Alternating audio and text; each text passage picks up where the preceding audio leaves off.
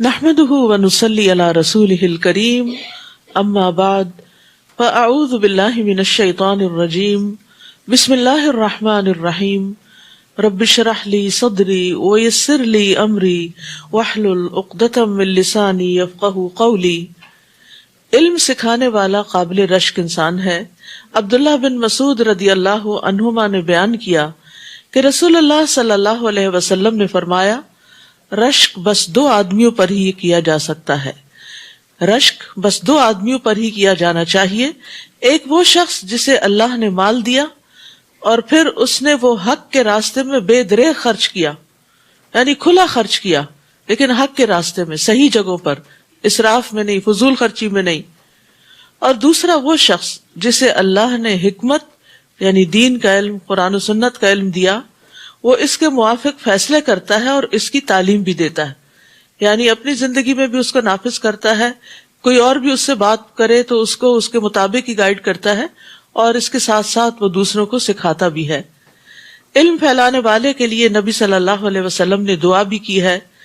آپ نے فرمایا، اللہ اس شخص کو تر و تازہ رکھے جس نے ہم سے کوئی بات سنی پھر اسے دوسروں تک پہنچایا۔ بعض اوقات پہنچانے والے سے سننے والا زیادہ یاد رکھنے والا ہوتا ہے۔ انس بن مالک کہتے ہیں کہ رسول اللہ صلی اللہ علیہ وسلم نے مسجد خیف میں منا کے اندر ہمیں خطبہ دیا، پس فرمایا، اللہ اس شخص کو تر و تازہ رکھے جس نے میری بات کو سن کر حفظ کیا، یعنی میمورائز کر لیا، اسے یاد رکھا، اور اس شخص کو پہنچایا جس نے اسے نہیں سنا تھا، یعنی جو پہلے سے نہیں جانتا تھا، پھر اس شخص کی طرف بھی گیا جس نے اسے نہیں سنا، یعنی اس شخص کو پہنچایا اور پھر خود بھی گیا۔ یعنی ایک ہوتا ہے علم کو کنوے کرنا کسی ذریعے واسطے سے، اور ایک یہ ہے کہ لوگوں کے پاس خود جا کر ان کو سکھانا۔ تو ہمیں ہر طرح سے خیر کی بات عام کرنی چاہیے تاکہ لوگوں کی زندگیاں سنوریں اور ہم اس پر خود بھی عمل کرنے والے ہوں، کیونکہ جو شخص علم پر عمل نہیں کرتا اس کی بات پھر اثر نہیں رکھتی۔ 23واں پارہ شروع کرتی ہوں اللہ کے نام سے جو بے انتہا مہربان نہایت رحم فرمانے والا ہے۔ وَمَا لِيَ لَا أَعْبُدُ الَّذِي فَطَرَنِي وَإِلَيْهِ تُرْجَعُونَ، اور میں اس ہستی کی عبادت کیوں نہ کروں جس نے مجھے پیدا کیا اور تم سب کو اسی کی طرف لوٹ کر جانا ہے۔ یہ اس شخص کا قول ہے جس نے پیغمبروں کی بات مانی اور دوسروں کو بھی ماننے کے لیے کہا، اور وہ اب سمجھا رہا ہے اپنی قوم کو کہ لوگوں اللہ کی عبادت کرو اور میں خود بھی اس کی عبادت کرنا چاہتا ہوں، یعنی میرے لیے اس ہستی کی عبادت کرنے سے جو عبادت کی واقعی مستحق ہے کون سی چیز مانے ہے، کیونکہ اسی نے مجھے وجود بخشا ہے، اس نے مجھے پیدا کیا ہے، اس نے مجھے رزق دیا ہے، اور ساری مخلوق کو واپس بھی اسی کی طرف جانا ہے، پھر وہ ان کو ان کے اعمال کی جزا و سزا دے گا۔ تو جس کے ہاتھ میں تخلیق ہے، جہاں سے ہم آئے ہیں، جس کے ہاتھ میں رزق ہے کہ اس دنیا میں اس کا رزق کھاتے ہیں، اور جس کی طرف ہم آخرت میں لوٹ کر جائیں گے، وہی اس بات کا مستحق ہے کہ اس کی عبادت کی جائے اور ان ہستیوں کو چھوڑ کر صرف اللہ ہی کی تعریف کی جائے، اسی کی بزرگی بیان کی جائے جس کے ہاتھ میں ہر طرح کا نفع اور نقصان ہے، اور اللہ کے علاوہ کوئی اور کسی نفع نقصان کا مالک نہیں، اور نہ زندگی کے اور نہ موت کے۔ تو اللہ سبحانہ تعالیٰ کی ہی عبادت ہونی چاہیے، کیونکہ ہم نے اسی کی طرف لوٹ کر جانا ہے۔ اور کس دن جانا ہے؟ قیامت کے دن، جب اللہ تعالیٰ پچھلوں اور پہلوں سب کو ایک مقررہ دن میں جمع کرے گا۔ 40 سال کے قیام کے برابر ان کی نگاہیں اٹھی ہوئی ہوں گی اور وہ فیصلہ اور حکم ہونے کے منتظر ہوں گے، جیسے کہ نبی صلی اللہ علیہ وسلم نے فرمایا، اللہ عز و جل بادلوں کے سائے میں عرش سے کرسی کی طرف نزول فرمائے گا، پھر ایک پکارنے والا پکارے گا، اے لوگو، کیا تم اپنے اس رب سے راضی اور خوش نہیں ہو جس نے تمہیں پیدا کیا، اس نے تمہیں روزی دی اور تمہیں یہ حکم دیا کہ اسی کی عبادت کرو اور اس کے ساتھ کسی چیز کو شریک نہ کرو، اور یہ کہ اس نے تم سے ہر انسان کو پھیر دیا جس کی تم دنیا میں عبادت کرتے تھے، ہر وہ چیز اب غائب ہو گئی، کیا یہ تمہارے رب کی طرف سے عدل و انصاف نہیں؟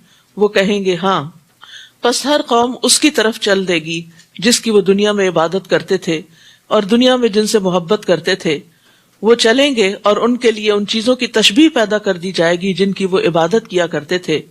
بس بعض سورج کی طرف چلے جائیں گے، بعض چاند کی طرف، اور بعض پتھروں کے بتوں کی طرف جائیں گے، ان شبیہوں کی طرف جن کی وہ عبادت کرتے تھے. اور ظاہر ہے کہ پھر جو توحید پر ہیں، جو اللہ کی عبادت کرتے ہیں، وہ ان میں سے کسی اور ہستی کی طرف نہیں جائیں گے. تو ہم میں سے ہر ایک کو یاد رکھنا چاہیے کہ جس رب نے مجھے پیدا کیا، جو مجھے رزق دیتا ہے اور جس کے پاس میں نے واپس جانا ہے، وہ سب سے زیادہ حقدار ہے اس بات کا کہ ہم اسی کے آگے جھکیں، اسی کی نماز پڑھیں، اسی کے لیے روزہ رکھیں، اسی کے لیے قربانی کریں، اسی کے لیے صدقہ خیرات کریں، اسی کے لیے، اسی کی خوشنودی کے لیے بندوں کی خدمت کریں، بندوں کے کام آئیں. ہمارا سب کچھ اسی کی خاطر ہونا چاہیے، اسی سے ہم دعا کریں، اسی سے فریادیں کریں، مشکل وقت میں اسی کو پکاریں. یہ تمام امور عبادت سے تعلق رکھتے ہیں. کیا میں اللہ کے سوا دوسروں کو الہ بنا لوں کہ اگر رحمان مجھے کوئی تکلیف دینا چاہے تو نہ ان کی سفارش میرے کسی کام آئے گی اور نہ ہی وہ خود مجھے چھڑا سکیں گے. یعنی غیر اللہ تو کسی کام کے نہیں ہیں. تب تو میں یقیناً صریح گمراہی میں جا پڑا. میں تو بلا شبہ تمہارے رب پر ایمان لا چکا. تم میری بات توجہ سے سنو.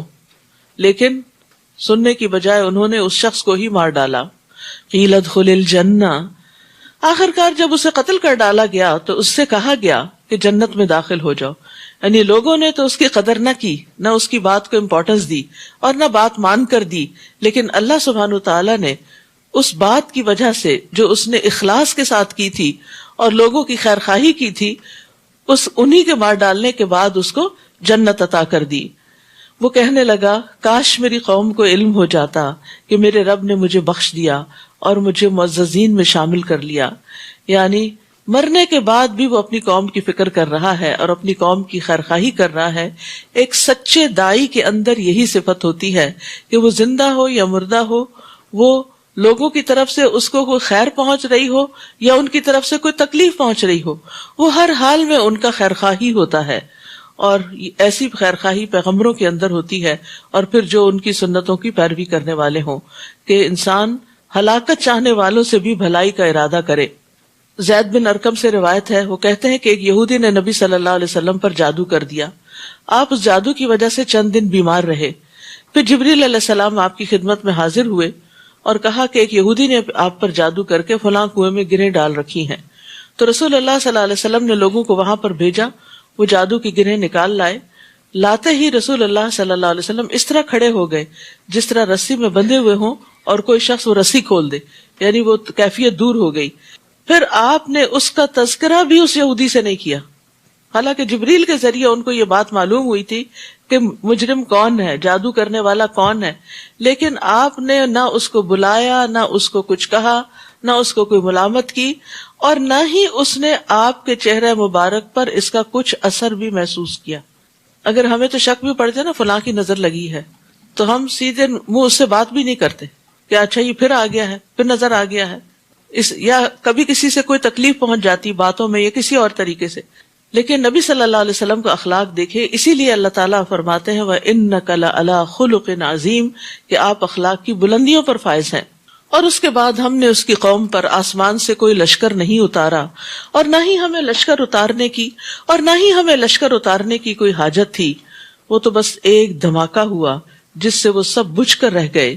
بس ایک چیخ تھی اور اس چیخ سے ان کے دل پھٹ گئے اور وہ جہاں تھے وہیں کے وہیں ختم ہو گئے. یا حسرتن علی العباد ما یأتیہم من رسول الا کانوا بہ یستہزئون. افسوس ہے بندوں پر کہ ان کے پاس جو بھی رسول آیا اس کا وہ مذاق ہی اڑاتے رہے، یعنی انہوں نے اپنے خیر خواہوں کی کبھی قدر ہی نہیں کی. کیا انہوں نے دیکھا نہیں کہ کتنی ہی قومیں ہم ان سے پہلے ہلاک کر چکے ہیں جو ان کے پاس لوٹ کر نہیں آئے گی. وَإِن كُلٌّ لَمَّا جَمِيعٌ لَدَيْنَا مُحْضَرُونَ، اور یہ سب لوگ ایک دن ہمارے حضور حاضر کیے جائیں گے. اور ان لوگوں کے لیے مردہ زمین بھی ایک نشانی ہے. ہم نے اسے زندہ کیا اور اس سے اناج نکالا جس کا کچھ حصہ وہ کھاتے ہیں. نیز ہم نے اس میں کھجوروں اور انگوروں کے باغ پیدا کیے اور اس کے اندر سے چشمے بہا دیے تاکہ وہ اس کے پھل کھائیں، حالانکہ یہ سب کچھ ان کے ہاتھوں نے نہیں بنایا. پھر کیا وہ شکر ادا نہیں کرتے؟ تو آپ بھی جب کھانے کی میز پہ بیٹھے تو آپ دیکھیں کہ اس میں سے کیا چیز ہے جو میری تیار کی ہوئی ہے. کوئی بھی فروٹ ہو، انگور ہو، آم ہو، کیلا ہو، اس کو دیکھا کرے کہ یہ میرے رب نے پیدا کیا ہے، میرا اس میں کچھ بھی کمال نہیں، میں تو اس کو صرف گروسری شاپ سے خرید کر لے آئی ہوں اور دھو کے ٹیبل پہ رکھ دیا، باقی تو سب اللہ ہی کی عنایت ہے۔ اگر وہ پیدا نہ کرے تو ہمارے سٹورز میں یہ سب کچھ آئے کہاں سے، اور ہم خریدیں کہاں سے بنائیں گے؟ ہمارے کرنے کا کام کیا ہے؟ کھائیں اور شکر ادا کریں۔ وہ کہتے ہیں نا، وہ اردو میں ایک بڑا مشہور شعر ہے، رب کا شکر ادا کر بھائی جس نے ہماری گائے بنائی، یعنی اصل شکر تو اس کا ہے جس نے یہ سب کچھ پیدا کیا ہے۔ پاک ہے وہ ذات جس نے زمین کی نباتات سے تمام اقسام کے جوڑے پیدا کیے، اور خود ان کی اپنی جنس کے بھی اور ان چیزوں کی بھی جنہیں یہ جانتے نہیں، یعنی جو آسمانوں میں ہے، زمین کی گہرائیوں میں ہے، ہر چیز جوڑا جوڑا ہے سوائے رب العالمین کے کہ وہ واحد ایک اکیلا ہے۔ اور یہاں آیت شروع ہو رہی سبحان اللہ سے۔ تعجب کے وقت انسان سبحان اللہ کہتا ہے، اللہ تعالیٰ کی نشانیوں کو دیکھنے کے وقت۔ اور یہاں پر حیرانی کی بات یہ ہے کہ اتنی بڑی بڑی نشانیاں لوگوں کے آس پاس ہیں، لیکن اس کے باوجود وہ کفر پر اڑے ہوئے ہیں۔ اور ان کے لیے ایک نشانی رات بھی ہے، جس کے اوپر سے ہم دن کو کھینچ لیتے ہیں تو ان پر اندھیرا چھا جاتا ہے، اور سورج اپنی مقرر گزرگاہ پر چل رہا ہے۔ یہی زبردست علیم ہستی کا مقرر کردہ اندازہ ہے۔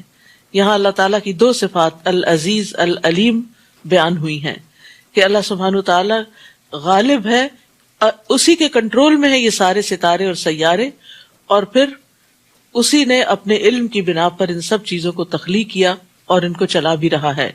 اور چاند کی ہم نے منزلیں مقرر کر دی ہیں، کس طرح باریک سا چاند طلوع ہوتا ہے اور پھر فل مون بن جاتا ہے اور پھر گھٹتے گھٹتے باریک سا واپس رہ جاتا ہے، حتیٰ کہ وہ کھجور کی پرانی ٹہنی کی طرح رہ جاتا ہے۔ نہ تو سورج سے یہ ہو سکتا ہے کہ وہ چاند کو جا پکڑے، اور نہ ہی رات دن پر سبقت لے جا سکتی ہے۔ سب اپنے اپنے مدار پر تیزی سے رواں دواں ہے، ہر کوئی اپنا کام کر رہا ہے، اللہ کی اطاعت میں لگا ہوا ہے، لیکن انسان ہے کہ وہ اپنا کام کم کرتا ہے اور دوسروں کے کاموں میں مداخلت زیادہ کرتا ہے، اپنا محاسبہ کم کرتا ہے اور دوسروں کا حساب کتاب اور غلطیاں زیادہ نکالتا ہے۔ لیکن مخلوق میں ہر چیز جو ہے وہ اپنے اپنے کام اور اپنی اپنی رفتار کے ساتھ دوڑ رہی ہے۔ اور ایک نشانی ان کے لیے یہ ہے کہ ہم نے ان کی نسل کو بھری ہوئی کشتی میں سوار کیا، اشارہ ہے کشتی نوح کی طرف علیہ السلام۔ پھر ان کے لیے ایسی ہی اور چیزیں پیدا کی، یعنی پہلی کشتی تو بنائی تھی نوح علیہ السلام نے، لیکن اس کے بعد پھر ان کو دیکھ کر بہت سی کشتیاں اور شپس دنیا میں بنے۔ فرمایا پھر ان کے لیے ایسی ہی اور چیزیں پیدا کی جن پر وہ سوار ہوتے ہیں، اگر ہم چاہیں تو انہیں غرق کر دیں، پھر نہ تو کوئی ان کا فریاد رس ہوگا اور نہ وہ بچائے جا سکیں گے۔ یعنی عین سمندر کے بیچ میں کوئی مدد کو بھی نہیں پہنچ سکتا اور کوئی کام نہیں آ سکتا، کوئی چھڑا نہیں سکتا سمندر کی موجوں سے، مگر ہماری رحمت سے ہی پار لگ جاتے ہیں اور کچھ مدت تک زندگی سے فائدہ اٹھاتے ہیں، یعنی سارے خطرات کو پار کرتے کرتے آخر کنارے جا لگتے ہیں۔ اسی طرح ایک کشتی ہوائی کشتی بھی ہے جہاز کی شکل میں، وَمِن مِثْلِهِ مَا يَرْكَبُونَ، تو وہ بھی کتنے خطرات سے گزر کر انسان کو اپنی منزل تک پہنچاتا ہے۔ اس میں انسانی کوششیں تو ہیں، لیکن اصل فضل رب ہی کا ہے کہ جو انسانوں کو تمام خطرات سے محفوظ رکھتے ہوئے منزل تک پہنچاتا ہے۔ اور جب انہیں کہا جاتا ہے کہ اس انجام سے ڈر جاؤ جو تمہارے سامنے ہے یا پیچھے گزر چکا ہے تاکہ تم پر رحم کیا جائے، تو اس کی کچھ پرواہ نہیں کرتے۔ اور جب بھی ان کے پاس ان کے رب کی نشانیوں میں سے کوئی نشانی آتی ہے تو وہ اس سے اعراض ہی کر جاتے ہیں۔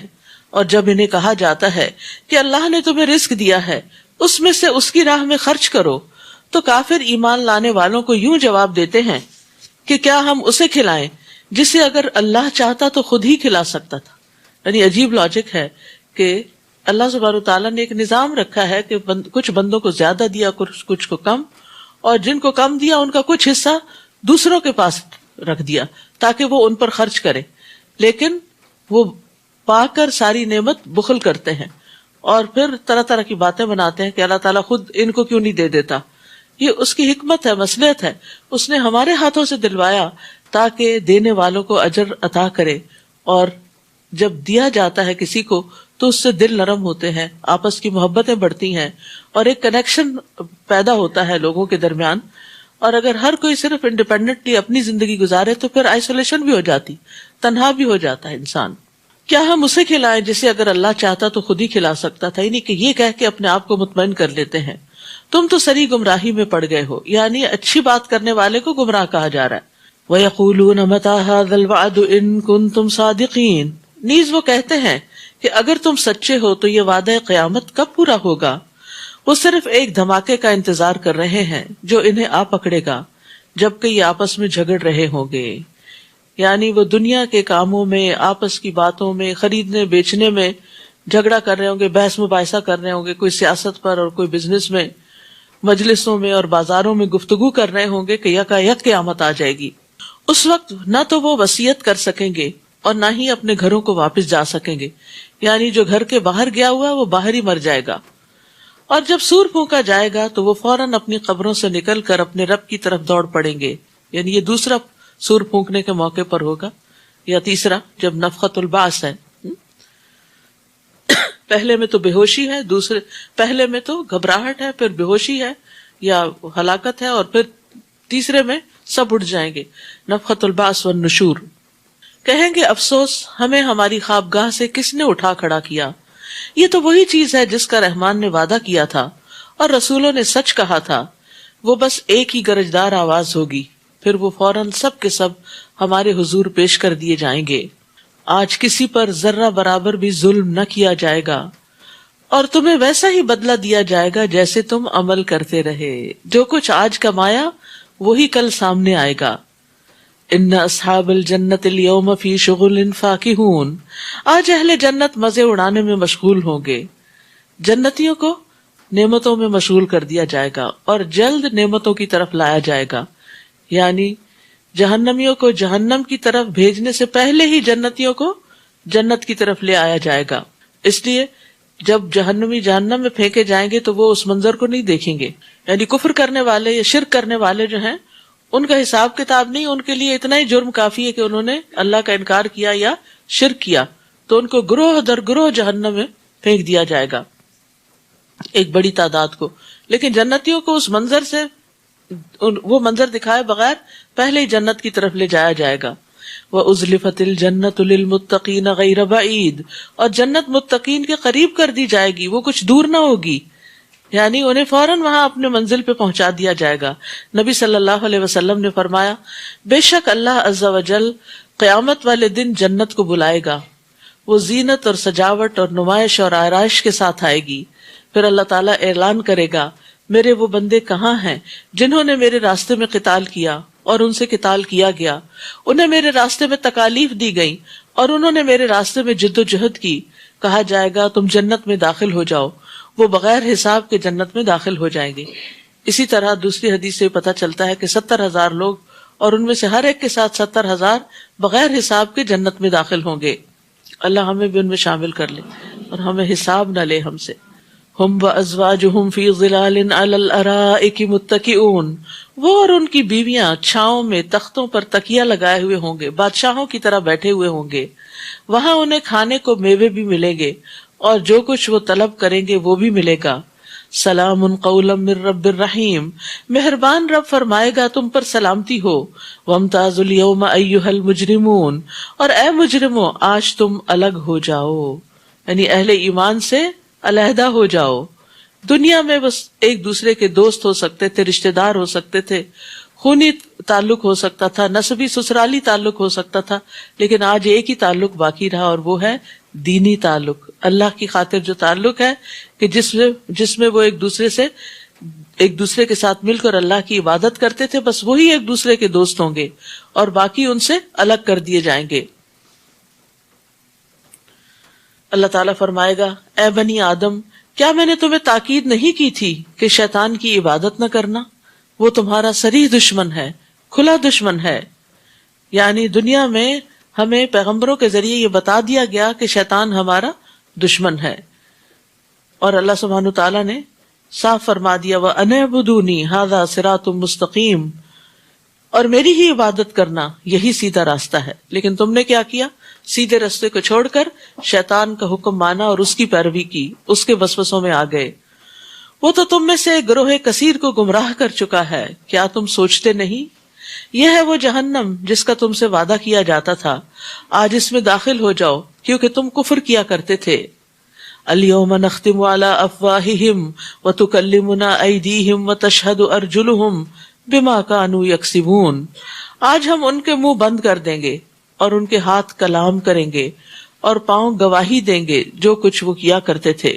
رسول اللہ صلی اللہ علیہ وسلم نے فرمایا، قیامت کے دن جب تم لوگ پیش ہوگے تو تمہارے منہ پر مہر لگا دی جائے گی، اور سب سے پہلے جو چیز بولے گی وہ ران اور ہتھیلی ہوگی، یعنی انسان کا ہاتھ ہوگا جو بولنا شروع کرے گا کہ اس نے مجھ سے کیا کیا کام لیے جو اللہ کی نافرمانی کے تھے۔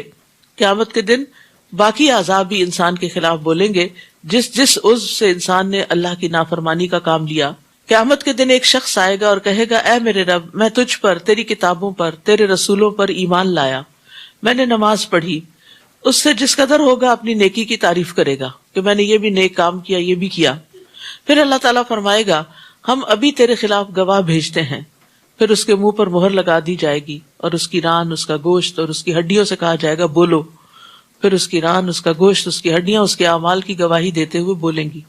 یعنی اب انسان اپنے منہ سے تو اپنے نیک اعمال کا دنیا میں بھی بڑا ذکر کرتا رہتا ہے، لیکن قیامت کے دن وہ زیادہ دیر جھوٹ نہیں بول سکے گا۔ جو اس کے عمل ہوں گے وہ ویسے ہی سامنے آ جائیں گے، اور جن کو وہ اپنی نیکی بتا رہا ہوگا اور وہ نیکی نہیں، دراصل بدنیتی سے کوئی اور ہی غلط کام کیے ہوئے تھے، تو وہ بھی کھل کے سامنے آ جائیں گے اور عذاب بول پڑیں گے۔ اور اس وقت آپ دیکھیں کہ انسان کو کس قدر شرمندگی ہوگی۔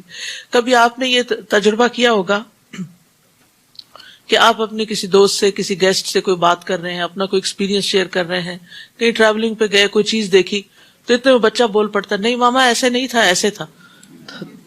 تو اس وقت کس قدر شرمندگی ہوتی ہے، چاہے ہم بھول کے ہی کوئی ایسی بات کر رہے ہوں یا بچہ ہی غلط کہہ رہا اور ماں باپ کو ویسے ہی غلط کہے، لیکن وہ وقت انتہائی شرمندگی کا وقت ہوتا ہے کہ جب انسان ایک بات کہہ رہا ہو اور بڑے یقین کے ساتھ، اور دوسرا اس کو جھٹلا رہا ہو۔ اور یہاں تو یہ کہ دوسرا نہیں ہے، خود انسان کا اپنا وجود ہے، تو امیجن کرے کہ کس قدر شرمندگی کی بات ہوگی۔ اور اگر ہم چاہیں تو ان کی آنکھیں مٹا دیں، پھر وہ راہ کی طرف آگے بڑھیں تو کیسے دیکھ سکتے ہیں؟ یعنی دنیا میں اگر ہم صرف ایک نعمت بھی لے لیں تو ان کی زندگی دوبھر ہو کے رہ جائے۔ جو لوگ پہلے دیکھتے ہیں اور پھر وہ نہیں دیکھ پاتے، اور اگر آپ اس کا ایکسپیرینس کرنا چاہیں تو آپ کسی وقت اپنے ہی گھر میں، اپنے ہی بیڈ روم میں، اپنے ہی واش روم میں آنکھیں بند کر کے ذرا کوئی کام کریں، اپنے ہی کچن میں تھوڑی دیر کے لیے آنکھیں بند کریں، تو اس وقت قدر آئے گی کہ آنکھیں کتنی بڑی نعمت۔ اور دن میں باقی اعضاء پھر بھی ریسٹ کرتے ہیں، لیکن ہم سارا دن ان آنکھوں سے دیکھتے، سارا دن، چاہے پڑھ رہے ہوں، چاہے ویسے کچھ دیکھ رہے ہوں، چاہے یعنی جب تک ہم جاگتے ہیں ہماری آنکھیں مسلسل کام کر رہی ہوتی، لمحوں کے لیے جھپکتے بھی ہیں لیکن پھر دیکھنے لگتے ہیں، کیونکہ ہم برداشت ہی نہیں کر پاتے کہ ہم جاگ رہے ہیں اور ہماری آنکھیں بند ہوں۔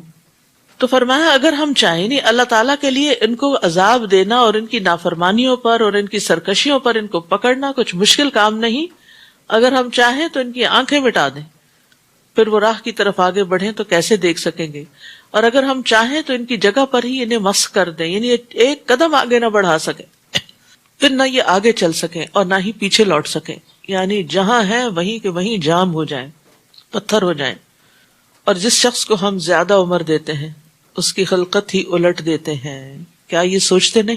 ہم سب کے سامنے کتنے ہی بزرگ ایسے ہو سکتے ہیں کہ جن کو ہم نے اپنی آنکھوں کے سامنے اپنے والدین کو یا ساس سسر کو یا نانا نانی کو ان کی کسی جوانی یا نیم جوانی کی حالت میں بھی دیکھا، اور ان کو ایکٹیو دیکھا، اور ان کو بھاگتے دوڑتے دنیا کے کام کرتے کراتے، اور پھر کس طرح ان کو بیماریوں نے آ گھیرا اور کس طرح ان کا حافظہ چلا گیا، کوئی الزائمر کا مریض ہو گیا، کسی کو ڈیمنشیا ہو گیا، کوئی اپنی یادداشت کھو بیٹھا۔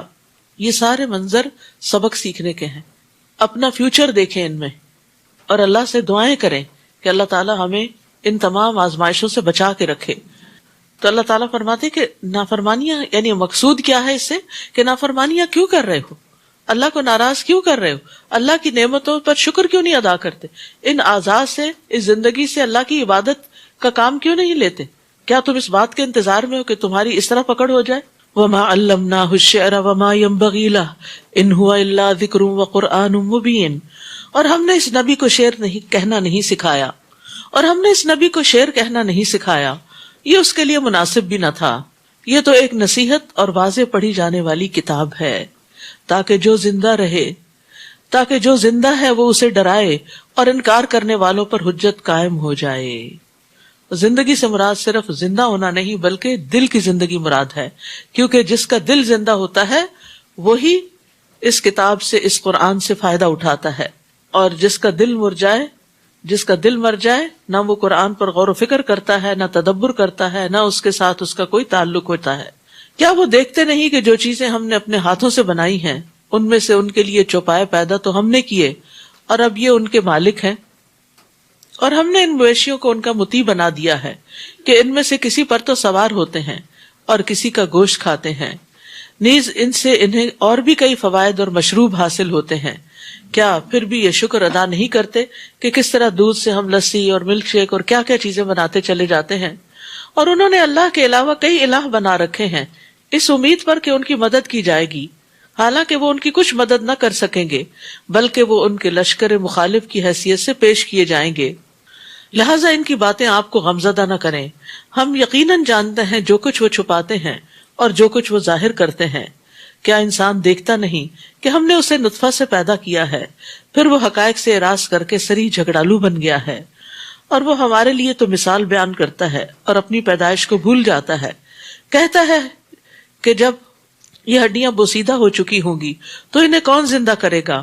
آپ کہیے اسے وہی زندہ کرے گا جس نے اسے پہلی بار پیدا کیا، اور وہ ہر قسم کا پیدا کرنا جانتا ہے، ہر طرح کی تخلیق کا علم اس کو ہے، لہذا انسانوں کو دوبارہ پیدا کرنا اس کے لیے کچھ بھی مشکل نہیں۔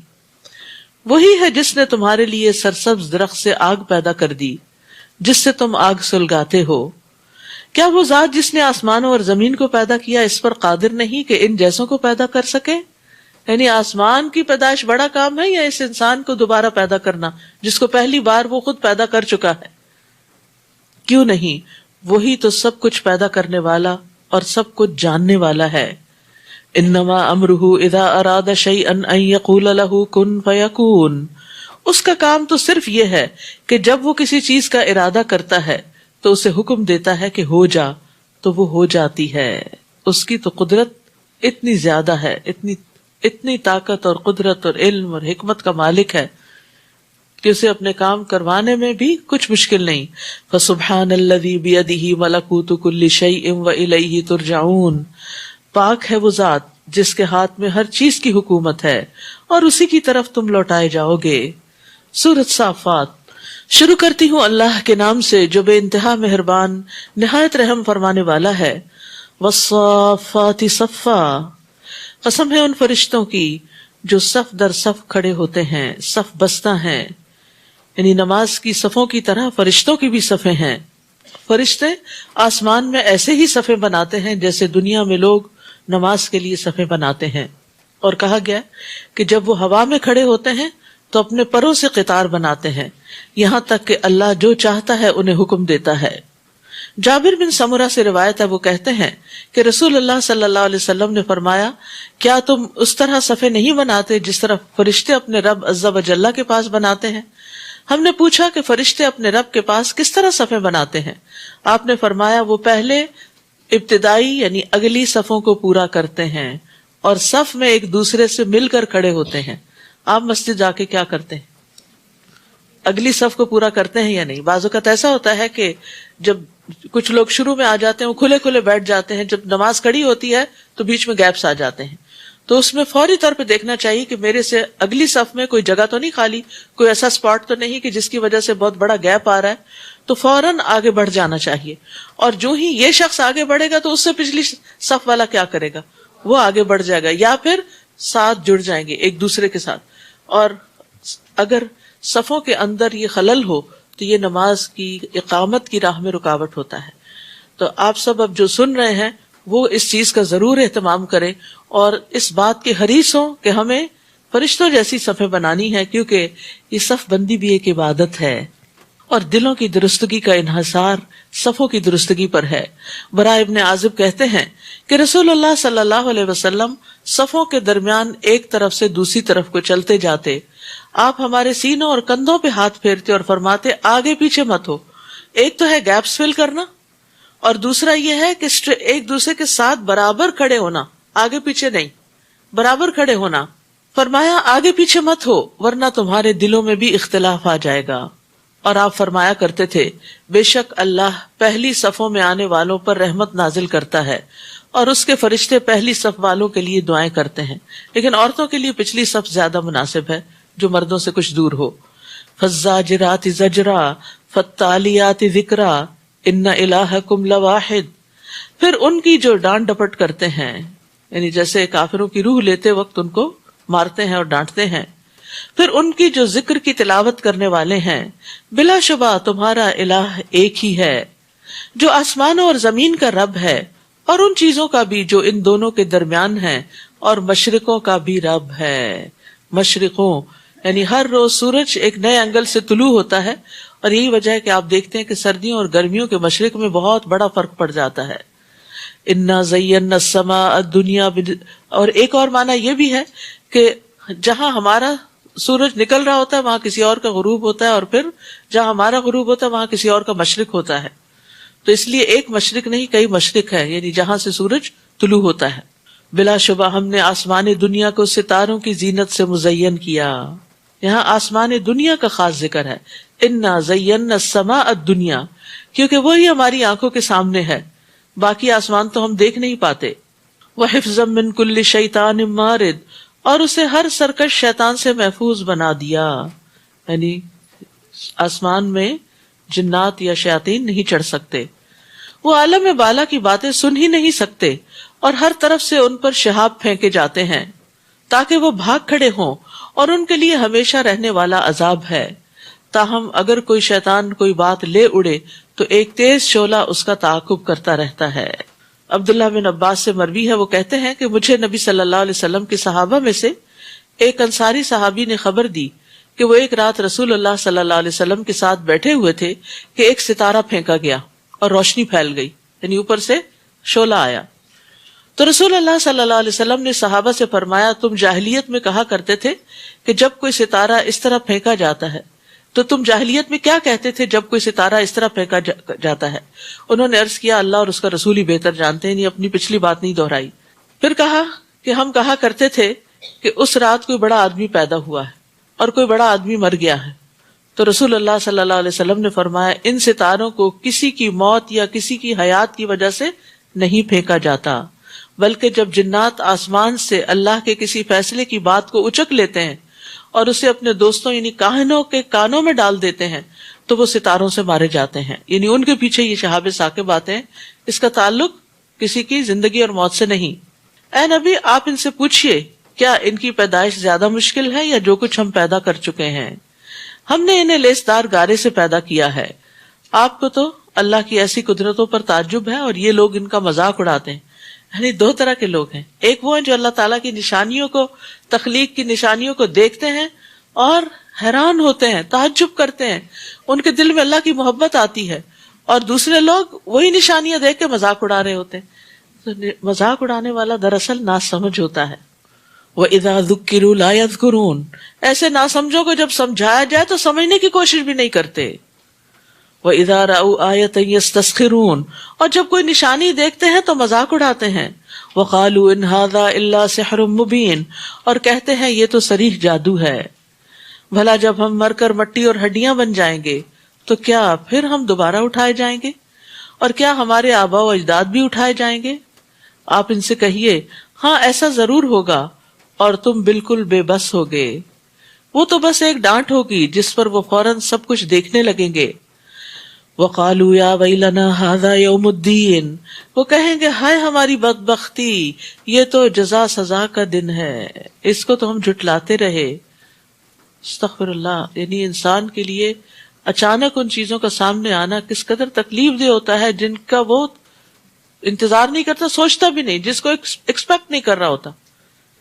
یعنی جن چیزوں کے انسان ایکسپیکٹ کر رہا ہوتا ہے وہ چاہے کتنی بھی بھاری ہو، وہ انسان کے لیے بہت مشکل نہیں پیدا کرتی، لیکن جب انسان کسی چیز کو ایکسپیکٹ نہیں کرتا اور وہ سامنے آتی ہے، اور وہ معمولی چیز نہیں، بہت بڑا حادثہ، تو آپ سوچئے کہ وہ انسان کے لیے کتنا شاکنگ ہوتا ہوگا. تو یہی حال ان لوگوں کا ہوگا.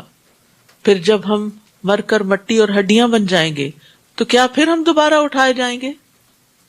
اور کہیں گے ہائے ہماری بدبختی، یہ تو جزا و سزا کا دن ہے. پھر انہیں کہا جائے گا یہی فیصلے کا دن ہے جسے تم جھٹلایا کرتے تھے. ان ظالموں کو اور ان کے ساتھیوں کو اور معبودوں کو سب کو اکٹھا کرو جس کی یہ اللہ کے سوا عبادت کرتے تھے، پھر انہیں جہنم کی راہ پر چلا دو. یعنی ایک قیامت کے دن ایک جیسے عمل کرنے والوں کو ایک جگہ اکٹھا کر دیا جائے گا، یعنی محشر میں حساب اور بدلے کے لیے جمع کیا جائے گا. تو یہاں یہ نہیں کہا کہ ان کو جمع کر دو، ان کو اور ان کے ساتھیوں کو بھی، یعنی جو ان جیسے کام کرتے تھے، ایک جیسے کام کرنے والے، ان سب کو جن کے عمل ایک جیسے تھے، جیسے شراب پینے والے شرابیوں کے ساتھ، زنا کرنے والے زانیوں کے ساتھ، شرک کرنے والے مشرکین کے ساتھ، جادوگروں کے ساتھ، متکبرین فرعون کے ساتھ، نماز نہ پڑھنے والے فرعون، حامان اور قارون کے ساتھ. تو یہ ساری چیزیں ہمیں قرآن و سنت سے پتہ چلتی ہیں کہ کس طرح لوگ اپنے ہی جیسے لائک مائنڈڈ لوگوں کے ساتھ اٹھائے جائیں گے. وقفوہم انہم مسئولون، اور دیکھو انہیں ذرا ٹھہرائے رکھو، ان سے کچھ پوچھا جائے گا. یہ کہاں پوچھا جائے گا؟ پل صراط کے پاس. ابن عباس کہتے ہیں کہ ان سے ان کے تمام اقوال و افعال کے متعلق سوال کیا جائے گا، ان کا حساب لیا جائے گا. تمہیں کیا ہو گیا؟ آج تم ایک دوسرے کی مدد کیوں نہیں کرتے؟ بلکہ آج وہ بالکل فرما بردار بن جائیں گے. وہ ایک دوسرے کی طرف متوجہ ہو کر باہم سوال کریں گے. کمزور لوگ بڑوں سے کہیں گے تم تو ہمارے پاس دائیں طرف سے آتے تھے، یعنی بہت اچھے بن کے آتے تھے. بڑے لوگ کہیں گے بات یوں نہیں، بلکہ تم خود ہی ایمان لانے والے نہیں تھے، یعنی ہمارا کوئی زور نہیں تھا تم پر، تم خود ہی ایمان نہیں لاتے تھے، اور ہمارا تم پر کچھ زور بھی نہ تھا، بلکہ تم خود ہی سرکش تھے. ہمارے رب کا قول آج ہم پر صادق آ گیا کہ ہم عذاب کا مزہ چکھنے والے ہیں. ہم نے تمہیں گمراہ کیا کیونکہ ہم خود بھی گمراہ تھے. آج کے دن وہ سب کمزور اور بڑے لوگ عذاب میں برابر کے شریک ہوں گے. واقعی ہم مجرموں سے ایسا ہی سلوک کرتے ہیں. انہیں جب یہ کہا جاتا ہے کہ اللہ کے سوا کوئی الہ نہیں تو وہ تکبر کرتے تھے، یعنی اللہ کے سامنے جھکتے نہیں تھے، اور کہتے تھے کیا ہم ایک دیوانے شاعر کی خاطر اپنے معبودوں کو چھوڑ سکتے ہیں؟ بل جاء بالحق وصدق المرسلین، حالانکہ وہ رسول حق لے کر آیا اور اس نے رسولوں کی تصدیق کی تھی. پھر انہیں کہا جائے گا آج تمہیں یقیناً دردناک عذاب چکھنا پڑے گا، اور تمہیں ایسا ہی بدلہ دیا جائے گا جیسے تم کام کرتے رہے، مگر اللہ کے مخلص بندے اس انجام سے محفوظ رہیں گے. اولئک لہم رزق معلوم فواکہ وہم مکرمون فی جنات النعیم، ان کے لیے ایسا رزق ہوگا جو انہیں معلوم ہے، یعنی وہ اتو بھی متشابہہ، یعنی لذیذ میوے، اور وہ وہاں معزز ہوں گے، عزت دی جائے گی ان کو. اور یہ عزت کس کے لیے ہے؟ جنہوں نے دنیا میں اللہ کی اطاعت کرتے ہوئے، عبادت کرتے ہوئے اپنی عزتوں کی پرواہ نہیں کی کہ انہیں کون کیا کہتا ہے، کوئی ان کو رسپیکٹ دے گا یا ان کا مذاق اڑائے گا، بلکہ وہ ہر حال میں اللہ کی عبادت کرتے رہے، تو اس کے بدلے میں اللہ تعالیٰ انہیں وہاں عزت بخشے گا نعمتوں والے باغات میں. تو جنت میں طرح طرح کے کھانے ہوں گے. رزق، یعنی یہاں رزق کی بات ہے، رزق معلوم ہوگا. عتبہ بن عبد سلمی سے روایت ہے، وہ کہتے ہیں کہ میں رسول اللہ صلی اللہ علیہ وسلم کے ساتھ بیٹھا ہوا تھا. ایک اعرابی آیا تو اس نے کہا اللہ کے رسول، میں نے آپ کو جنت کے ببول نامی درخت کا تذکرہ کرتے سنا ہے. میرا خیال ہے کہ وہ ہمارے ہاں تو سب سے زیادہ کانٹوں والا درخت ہے، اس میں بہت کانٹے ہوتے ہیں. رسول اللہ صلی اللہ علیہ وسلم نے فرمایا جنت میں اس درخت کے ہر کانٹے کے بدلے خصی بکرے کے خصیے کی طرح اللہ تعالیٰ ایک چیز پیدا کرے گا، یعنی ہر کانٹے کی جگہ ایک کوئی چیز پیدا کرے گا. اس کے اندر 70 رنگ کے کھانے ہوں گے، 70 کلرز، اور ہر ایک کا رنگ دوسرے سے مختلف ہوگا. اب دیکھیے کہ انسان کھاتے وقت رنگ کو کتنا پسند کرتا ہے کہ اس کی وجہ سے بعض اوقات صحت خراب کر لیتا ہے، لیکن آرٹیفیشل کلرز دے کے کھانے کا جو ہے ٹیکسچر اس کو انہینس کرتا ہے اور اس کے پیچھے جاتا ہے، تو وہاں بھی جنت کے کھانے بھی رنگا رنگ کے ہوں گے، جن کو دیکھ کر انسان کی بھوک بھی بڑھے گی اور کھانے کے بعد کوئی تکلیف بھی نہیں ہوگی۔ اسی طرح جنت میں بڑے بڑے پھل ہوں گے، جھکے ہوئے ہوں گے، وَذُلِّلَتْ قُطُوفُهَا تَذْلِيلًا، یعنی جنتی لوگ جنت کے پھلوں میووں میں سے اٹھتے بیٹھتے لیٹتے ہر وقت جب چاہے گا کھاتے رہیں گے، انجوائے کرتے رہیں گے۔ اسی طرح ان کی جو تخلیق ہوگی یا ان کی جو شکل ہوگی، اس کے بارے میں ابن عباس کہتے ہیں کہ جنت کی کھجوروں کے تنے سبز زمرد کے ہیں، کھجور کی ٹہنیوں کا ابتدائی حصہ سرخ سونے کا ہے، اور اس کی ٹہنیوں کا چھلکا جنتیوں کا لباس ہوگا، اور ان میں سے کچھ کپڑے چھوٹے اور کچھ بڑے ہوں گے، ہلے ہوں گے۔ اس کے پھل مٹکوں اور ڈولوں کے برابر ہوں گے، وہ دودھ سے زیادہ سفید، شہد سے زیادہ میٹھے، مکھن سے زیادہ نرم ہوں گے، اور ان میں گٹلیاں نہیں ہوں گی، سیڈ لیس ہوں گے۔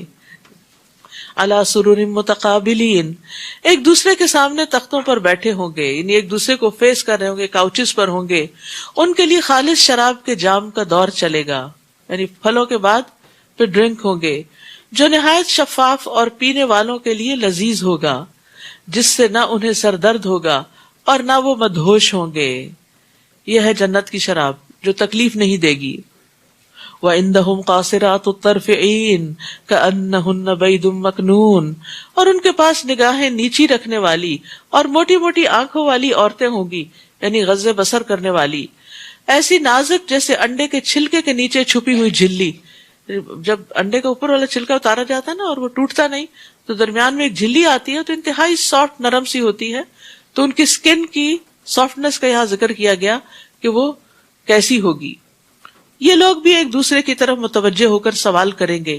ان میں سے ایک کہے گا، دنیا میں میرا ایک دوست تھا جو مجھے کہا کرتا تھا، کیا تم بھی تصدیق کرنے والوں میں شامل ہو گئے؟ تم بھی آخرت کو مانتے ہو؟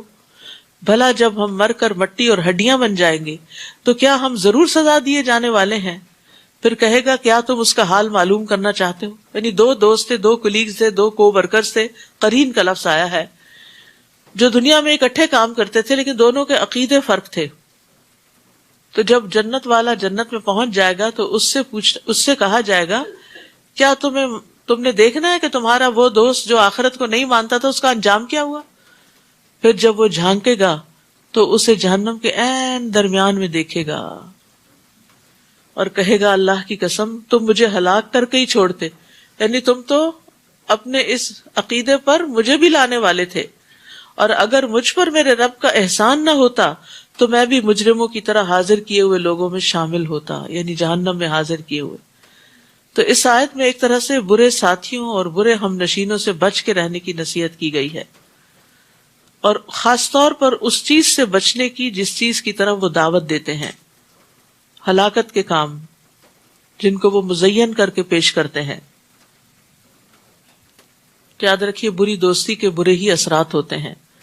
رسول اللہ صلی اللہ علیہ وسلم نے فرمایا، نیک صالح ساتھی کی مثال کستوری والے کی مانند ہے، اگرچہ تجھے اس سے کستوری نہ بھی ملے تو تجھے اس کی خوشبو تو ضرور پہنچے گی، اور برے ساتھی کی مثال بھٹی والے کی طرح ہے، اگر تجھے اس کی کالک نہ بھی لگی تو تجھے اس کا دھواں ضرور آئے گا۔ تو اس لیے انسان کو ہمیشہ اچھے لوگوں میں بیٹھنا چاہیے، ورنہ اگر انسان کی کمپنی اچھی نہیں تو وہ جیسی ہے وہ اس کو انسان کو اپنی طرف کھینچ لے گی۔ نبی صلی اللہ علیہ وسلم نے فرمایا، مومن آدمی کے علاوہ کسی کی صحبت اختیار نہ کرو، اور تمہارا کھانا سوائے متقی کے کوئی نہ کھائے، کیونکہ قیامت کے دن متقین کے علاوہ سب ایک دوسرے کے دشمن ہو جائیں گے۔ اور اچھے دوستوں کی دعا بھی کرنی چاہیے۔ علقمہ کہتے ہیں، جب میں شام آیا تو میں نے 2 رکعت نماز پڑھ کر یہ دعا کی، اللہم یسر لی جلیسا صالحا، اے اللہ مجھے کوئی نیک ساتھی عطا کر، نیک دوست عطا کر۔ پھر میں ایک قوم کے پاس آیا اور ان کی مجلس میں بیٹھ گیا، تھوڑی ہی دیر بعد ایک بزرگ آئے اور میرے پاس بیٹھ گئے۔ میں نے پوچھا، یہ کون ہے؟ لوگوں نے بتایا، یہ ابو درداء ہیں، صحابی ہیں۔ اس پر میں نے عرض کیا، میں نے اللہ سے دعا کی تھی کہ مجھے کوئی نیک ساتھی عطا فرما، تو اللہ نے آپ کو مجھے عطا کر دیا۔ حالانکہ وہ اس مجلس کے اندر ہی بیٹھے ہوئے تھے۔ تو ایون مجلس میں بھی اگر آپ کے ساتھ کوئی ایسا شخص بیٹھا ہوتا ہے کہ جس کی پوری توجہ خیر کی بات سننے کی طرف ہوتی ہے، تو آپ کا وقت بھی بہت اچھا گزرتا ہے. لیکن اگر وہ ادھر ادھر کی چیزوں میں مشغول رہے، کبھی ادھر دیکھے کبھی ادھر دیکھے، تو اس سے آپ بھی ڈسٹریکٹ ہوتے ہیں. افما نحن بمیتین الا موتتنا الاولی وما نحن بمعذبین. پھر وہ خوشی سے اپنے دل میں کہے گا، کیا اب تو ہمیں موت نہیں آئے گی؟ ہمیں پہلی ہی بار مرنا تھا جو مر چکے، اور اب ہمیں عذاب بھی نہیں ہوگا. ان ھذا لہو الفوز العظیم، یقیناً یہ بہت بڑی کامیابی ہے. لمثل ھذا فلیعمل العاملون، ایسی ہی کامیابی حاصل کرنے والوں کے لیے عمل کرنے والوں کو عمل کرنے چاہیے. ایسی ہی کامیابی کے لیے عمل کرنے والوں کو عمل کرنے چاہیے. یعنی جو لوگ چاہتے ہیں کہ وہ بھی اس طرح کی جنت میں پہنچے تو انہیں کچھ کرنا چاہیے، کیونکہ جنت صرف باتوں سے نہیں ملتی، اس کے لیے عملی اقدام کرنے پڑتے ہیں. اذالک خیر نزلا ام شجرۃ الزقوم، بتاؤ ایسی مہمانی اچھی ہے یا زقوم کے درخت کی مہمانی؟ زقوم کا ایک قطرہ بھی دنیا میں ٹپکا دیا جائے تو زمین والوں کی زندگی تلخ کر دے، اتنا کڑو. تو یاد رکھیے، تو سوچنے کی بات ہے کہ جس کا ایک قطرہ اتنا کڑوا ہے، قطرہ، تو خود زقوم کا کیا حال ہوگا، تو زقوم کیسا ہوگا؟ اور جنتی اس کو بھوک کے مارے کھائیں گے.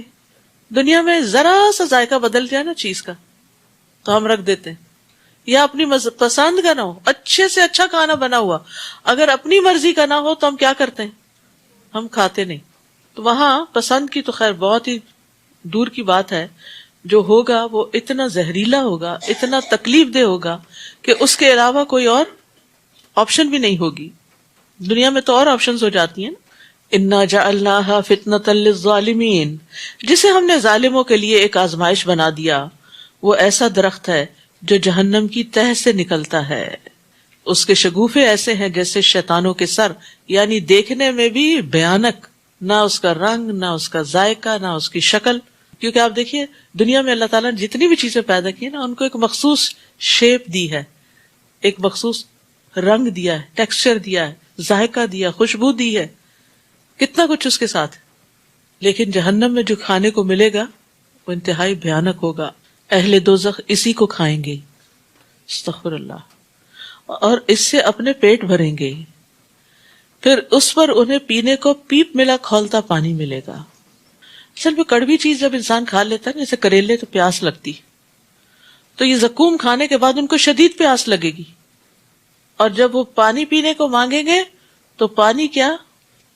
کھولتی پیپ، پانی کو پینے کو ان کو پیپ اور کھولتا پانی ملے گا.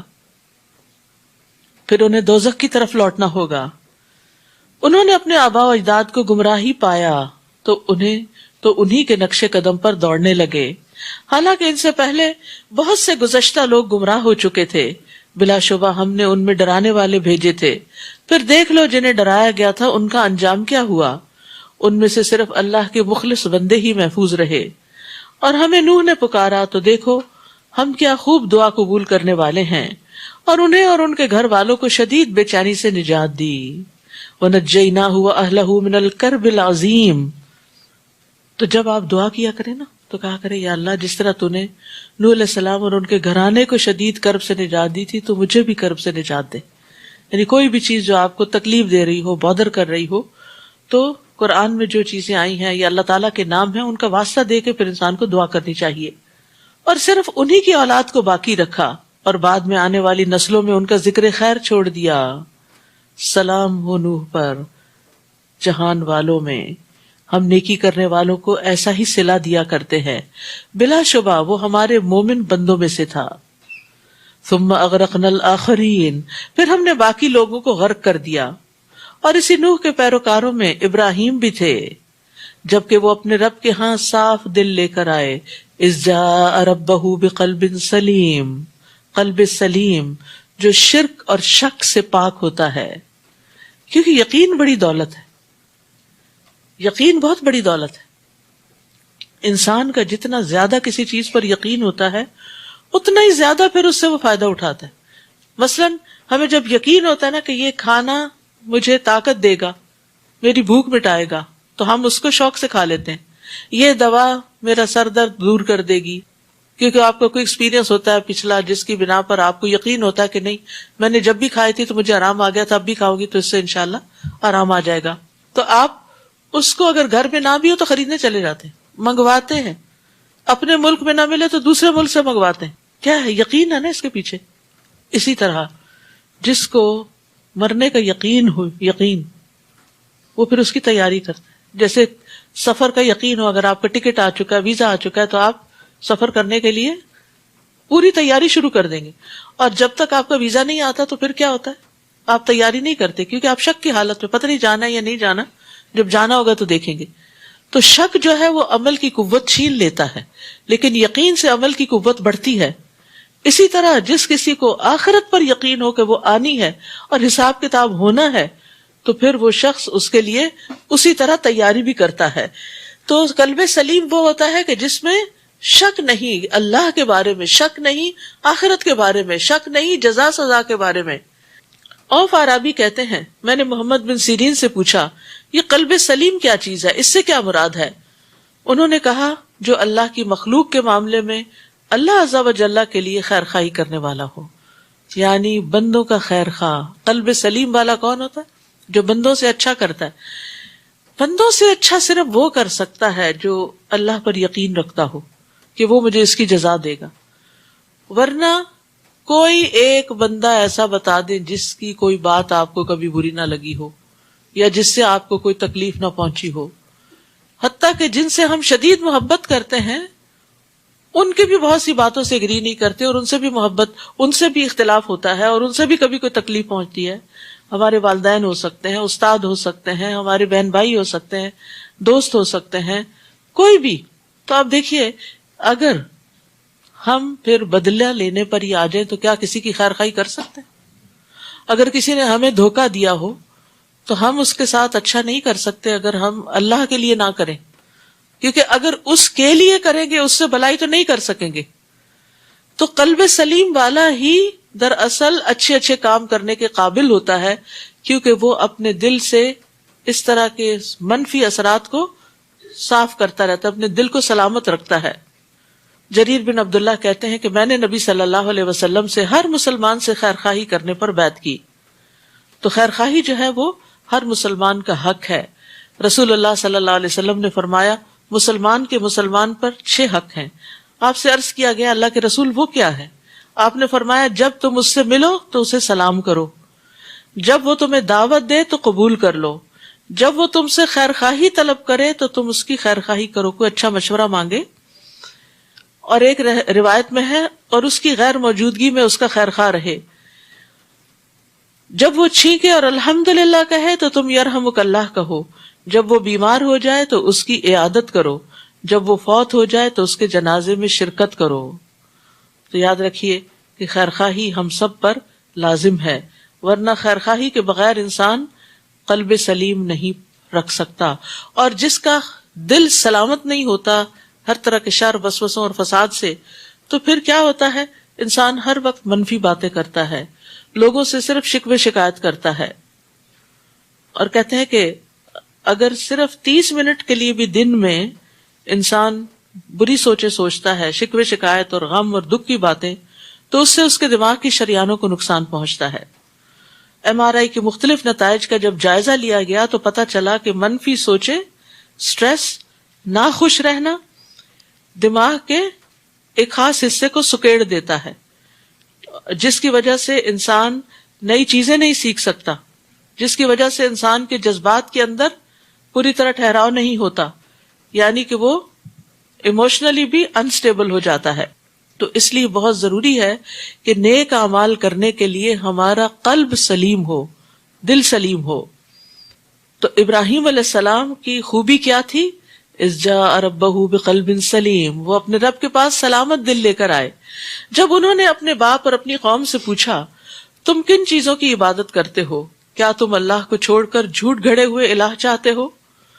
پھر تمہارا رب العالمین کے بارے میں کیا خیال ہے؟ پھر ایک دفعہ انہوں نے ستاروں میں نظر ڈالی تو کہا میری کچھ طبیعت خراب ہے، یعنی میں تمہارے ساتھ میلے پہ نہیں جا سکتا. چنانچہ وہ لوگ انہیں پیچھے چھوڑ کر چلے گئے. تو ابراہیم چپکے سے ان کے معبودوں کی طرف گئے اور کہنے لگے تم کھاتے کیوں نہیں؟ تمہیں کیا ہو گیا ہے؟ تم تو بولتے بھی نہیں۔ پھر وہ ان پہ پل پڑے اور دائیں ہاتھ سے خوب ضربیں لگائیں۔ واپس آ کر قوم نے جو یہ حال دیکھا تو دوڑتے ہوئے ابراہیم کے پاس آئے۔ انہوں نے کہا کیا تم ایسی چیزوں کو پوچھتے ہو، یعنی ابراہیم علیہ السلام نے، جنہیں تم خود ہی تراش لیتے ہو، حالانکہ اللہ ہی نے تمہیں بھی پیدا کیا ہے اور ان چیزوں کو بھی جو تم بناتے ہو۔ وہ کہنے لگے اس کے لیے کہ خلاف تدبیر کی تھی، مگر ہم نے ہی انہیں نیچا کر دیا، ہم نے انہیں نیچا ہی کر دیا۔ فَأَرَادُوا بِهِ كَيْدًا فَجَعَلْنَاهُمُ الْأَسْفَلِينَ۔ یہ ہے اللہ کی طاقت۔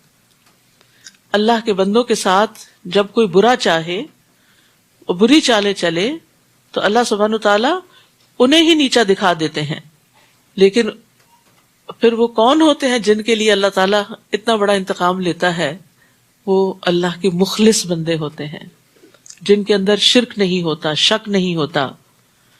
نیز ابراہیم نے کہا میں اپنے رب کی طرف جاتا ہوں، وہی میری رہنمائی کرے گا۔ یعنی رب کی عبادت کے لیے ہجرت کی انہوں نے، یعنی اپنے قوم، قبیلے اور اپنے تمام لوگوں کو چھوڑ کر اللہ کی عبادت کے لیے اپنا وطن چھوڑ دیا۔ رسول اللہ صلی اللہ علیہ وسلم نے فرمایا سب سے افضل لوگوں میں سے یہ بہتر وہ آدمی ہے جو اللہ کے راستے میں اپنی مال اور اپنی جان سے جہاد کرتا ہے۔ پھر اس مومن کا درجہ ہے جو گھاٹیوں میں سے کسی گھاٹی میں اپنے رب کی عبادت کرتا ہے اور لوگوں کو اپنے شر سے دور رکھتا ہے۔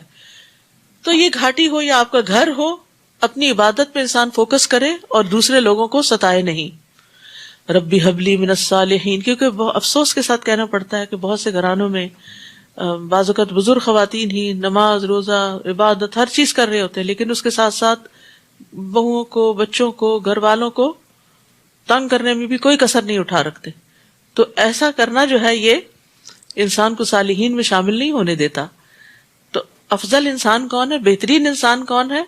جو اپنے رب کی عبادت کرتا ہے اور لوگوں کو اپنے شر سے دور رکھتا ہے۔ رب حبلی من الصالحین فبشرناہ بغلام حلیم۔ اب چونکہ انہوں نے اپنا پچھلا سارا کنبہ قبیلہ چھوڑ دیا تھا، رب کی خاطر ہجرت کر کے نکل آئے تھے، تو رب سے دعا کی کہ اے میرے رب مجھے ایک صالح بیٹا عطا کر۔ چنانچہ ہم نے انہیں ایک بردبار بیٹے کی بشارت دی، بہترین طریقے سے کمپنسیشن ہوئی۔ اشارہ ہے اسماعیل علیہ السلام کی طرف۔ پھر جب وہ بیٹا ان کے ہمراہ دوڑ دھوپ کرنے کی عمر کو پہنچ گیا تو ایک دن ابراہیم نے کہا بیٹے میں نے خواب میں دیکھا ہے کہ میں تمہیں ذبح کر رہا ہوں، اب بتاؤ تمہاری کیا رائے ہے؟ بیٹے نے جواب دیا ابا جان وہی کچھ کیجئے جو آپ کو حکم ہوا ہے، آپ انشاءاللہ مجھے صبر کرنے والا ہی پائیں گے۔ تو یہاں ابراہیم علیہ السلام نے اپنے بیٹے سے مشورہ کیا، اس لیے نہیں کہ اس کی رائے کی طرف رجوع کرے، بلکہ دیکھنا یہ چاہتے تھے کہ اس کا کیا نقطہ نظر ہے، اور اس لیے بھی کہ وہ مینٹلی تیار ہو جائے، اپنے دل کو وہ بھی مضبوط کر لیں اور والد بھی مضبوط کر لیں اور اپنے نفس کو صبر پر آمادہ کر لیں۔ تو اسماعیل علیہ السلام نے ان کو بہت ہی خوبصورت جواب دیا، اور اسی وجہ سے آپ دیکھتے ہیں کہ اسماعیل علیہ السلام کی بھی بڑی فضیلت ہے۔ یعنی اسماعیل علیہ السلام نے جب اپنے والد کو آگاہ کیا کہ وہ اپنے نفس کو صبر کے لیے تیار کریں گے، اور پھر یہ ہے کہ اللہ نے چاہا، اللہ کی مشیت کے ساتھ اس کو ملا دیا، اور پھر اسماعیل علیہ السلام کو پیشانی کے بل لٹایا گیا تو اس وقت انہوں نے سفید رنگ کی قمیص پہن رکھی تھی۔ وہ کہنے لگے ابا جان اس کے علاوہ تو میرے کوئی کپڑے نہیں کہ آپ جس میں مجھے کفن دیں گے، اس لیے آپ انہی کپڑوں کو میرے جسم سے اتار لیں تاکہ بعد میں آپ مجھے اسی میں کفن دے سکیں۔ ابراہیم علیہ السلام نے ان کے کپڑے اتارنے کے لیے جو ہی ہاتھ آگے بڑھایا تو پیچھے سے کسی نے آواز لگائی اے ابراہیم تم نے اپنا خواب سچ کر دکھایا۔ ابراہیم علیہ السلام نے پیچھے مڑ کے دیکھا تو وہ ایک سفید رنگ کا سینگوں والا اور بڑی بڑی آنکھوں والا دمبا کھڑا تھا۔ وَفَدَيْنَاهُ بِذِبْحٍ عَظِيمٍ فَلَمَّا أَسْلَمَا وَتَلَّهُ لِلْجَبِينِ۔ پھر جب وہ دونوں سر تسلیم خم کر گئے اور ابراہیم نے بیٹے کو پیشانی کے بل گرا دیا تو ہم نے اسے پکارا ابراہیم تم نے خواب کو سچ کر دکھایا، ہم یقیناً نیکی کرنے والوں کو ایسا ہی صلہ دیا کرتے ہیں۔ بلا شبہ یہ ایک صریح آزمائش تھی، اور ہم نے ایک بڑی قربانی بطور فدیہ دے کر اس بیٹے کو چھڑا لیا اور پچھلے لوگوں میں اس کا ذکر خیر چھوڑ دیا۔ یعنی ابراہیم علیہ السلام نے دعا کی تھی نا وَجْعَلْ لِي لِسَانَ صِدْقٍ فِي الْآخِرِينَ، کہ بعد میں آنے والوں میں میری سچی ناموری رکھ، تو اللہ تعالیٰ نے ان کے لیے بعد کے لوگوں کے اندر ایک خاص محبت پیدا کر دی، ان کی تعریف پیدا کر دی. لیکن اس کے برعکس جن لوگوں کے ساتھ انبیاء کا مقابلہ رہا، جیسے فرعون ہے، حامان ہے، قارون ہے، یا پھر نمرود ہے جس کے ساتھ ابراہیم علیہ السلام کا مناظرہ ہوا تھا، تو یہ سب ان کے لیے کیا ہے؟ بری زبان ہے، یعنی سب ان کو برا بھلا کہتے ہیں. تو یاد رکھیے، کسی کی اچھی شہرت جو ہے یہ بھی اللہ تعالیٰ کا ایک انعام ہوتا ہے، اور یہ انسان زبردستی اپنی نہیں بنوا سکتا یا نہیں بنا سکتا، یہ اللہ ہی کرتا ہے. رسول اللہ صلی اللہ علیہ وسلم نے فرمایا، جب اللہ کسی بندے کے ساتھ بھلائی کا ارادہ کرتا ہے تو اسے لوگوں میں نیک شہرت بنا دیتا ہے. تو کسی نے کہا نیک شہرت کیسے عطا کرتا ہے؟ آپ نے فرمایا وہ اس طرح کہ اس کے لیے اس کی موت سے پہلے نیک عمل کرنا آسان کر دیتا ہے، حتیٰ کہ اس کے آس پاس والے اس سے خوش ہو جاتے ہیں، یعنی سارے لوگ اس سے خوش ہو جاتے ہیں. یعنی یہ اللہ کا بہت بڑا انعام اور فضل ہوتا ہے کہ اللہ تعالیٰ کسی کو مرنے سے پہلے یہ نہیں ایک دو دن سے بات نہیں بنتی، وہ بھی ہوتی ہے جب انسان آخر وقت میں کوئی اچھا کام کرتے ہوئے جائے، مثلاً کوئی جمعے کے دن فوت ہو جاتا ہے، یا رمضان پہ فوت ہو جاتا ہے، یا شب قدر میں فوت ہو جاتا ہے، تو لوگ بہرحال اس کی تعریف کرتے ہیں کہ پتہ نہیں اس کی کون سی نیکی تھی جو اس کے کام آ گئی کہ اللہ نے اس کو اتنی اچھی موت دی، کوئی شہادت کی موت ہو کسی کی، اور اسی طرح. اور پھر یہ بھی یاد رکھیے کہ ہر انسان کی آسمان اور زمین میں ایک مخصوص شہرت ہوتی، ہر انسان اپنے اعمال کے ساتھ پہچانا جاتا ہے، اور اس کو آپ بڑی اچھی طرح محسوس کر سکتے ہیں. جتنے بھی بندے آپ کو یاد ہیں نا، جتنے بھی لوگ آپ کے رشتے دار، بچے، سب، ہر ایک کے بارے میں اگر آپ امیجن کریں تو ان کا نام آتے ہی، ان کی بات ہوتے ہی آپ کے سامنے کوئی چیز آ جائے گی، یا اچھی آئے گی یا اچھی نہیں آئے گی. تو وہ کیا امیج آتا ہے آپ کے دل میں کسی کے بارے میں؟ کیا اس کی کوئی نیکی آتی ہے، یا اس کی کوئی برائی آتی ہے، یا اس کی کوئی بد مزاجی آتی ہے، یا اس نے جو آپ کو کوئی دکھ دیا ہو، یا کوئی آپ سے لڑائی جھگڑا کیا ہو، یا آپ کے ساتھ یا آپ کے سامنے کوئی بری حرکتیں کی ہوں. تو عموماً کیا ہوتا ہے کہ جب بھی کسی کا نام پکارا جاتا ہے تو فوراً آپ کے ذہن میں یا خوشی آ جاتی ہے، یا یعنی اگر آپ اس کو جانتے ہو. تو ہم سب کو بھی سوچنا چاہیے کہ ہم اپنے کیا آثار چھوڑ رہے ہیں، کیا اثرات چھوڑ رہے ہیں، اور ہمارا نام سنتے ہی کیا چیز ڈومیننٹ ہوتی ہے، لوگوں کے ذہن میں کیا امیج آتا ہے. رسول اللہ صلی اللہ علیہ وسلم نے فرمایا، ہر آدمی کی آسمان میں مخصوص شہرت ہوتی ہے، اگر وہ شہرت آسمان میں اچھی ہو تو زمین میں بھی اچھی شہرت رکھ دی جاتی ہے، اور اگر آسمان والی شہرت ہی بری ہو تو زمین میں بھی بری شہرت رکھ دی جاتی ہے. استغفر اللہ. رسول اللہ صلی اللہ علیہ وسلم نے فرمایا، قریب ہے کہ تم جنت والوں کو دوزخ والوں میں سے پہچان لو گے، یعنی دنیا میں بھی تمہیں کچھ پہچان ہو جائے گی. لوگوں نے عرض کیا، یا رسول اللہ کس طرح؟ آپ نے فرمایا، اچھی تعریف کرنے سے اور بری تعریف کرنے سے. تم میں سے بعض پر اللہ کے گواہ ہیں. انس رضی اللہ عنہ کہتے ہیں کہ میں نبی صلی اللہ علیہ وسلم کے ساتھ بیٹھا تھا، اتنی دیر میں ایک جنازہ وہاں سے گزرا.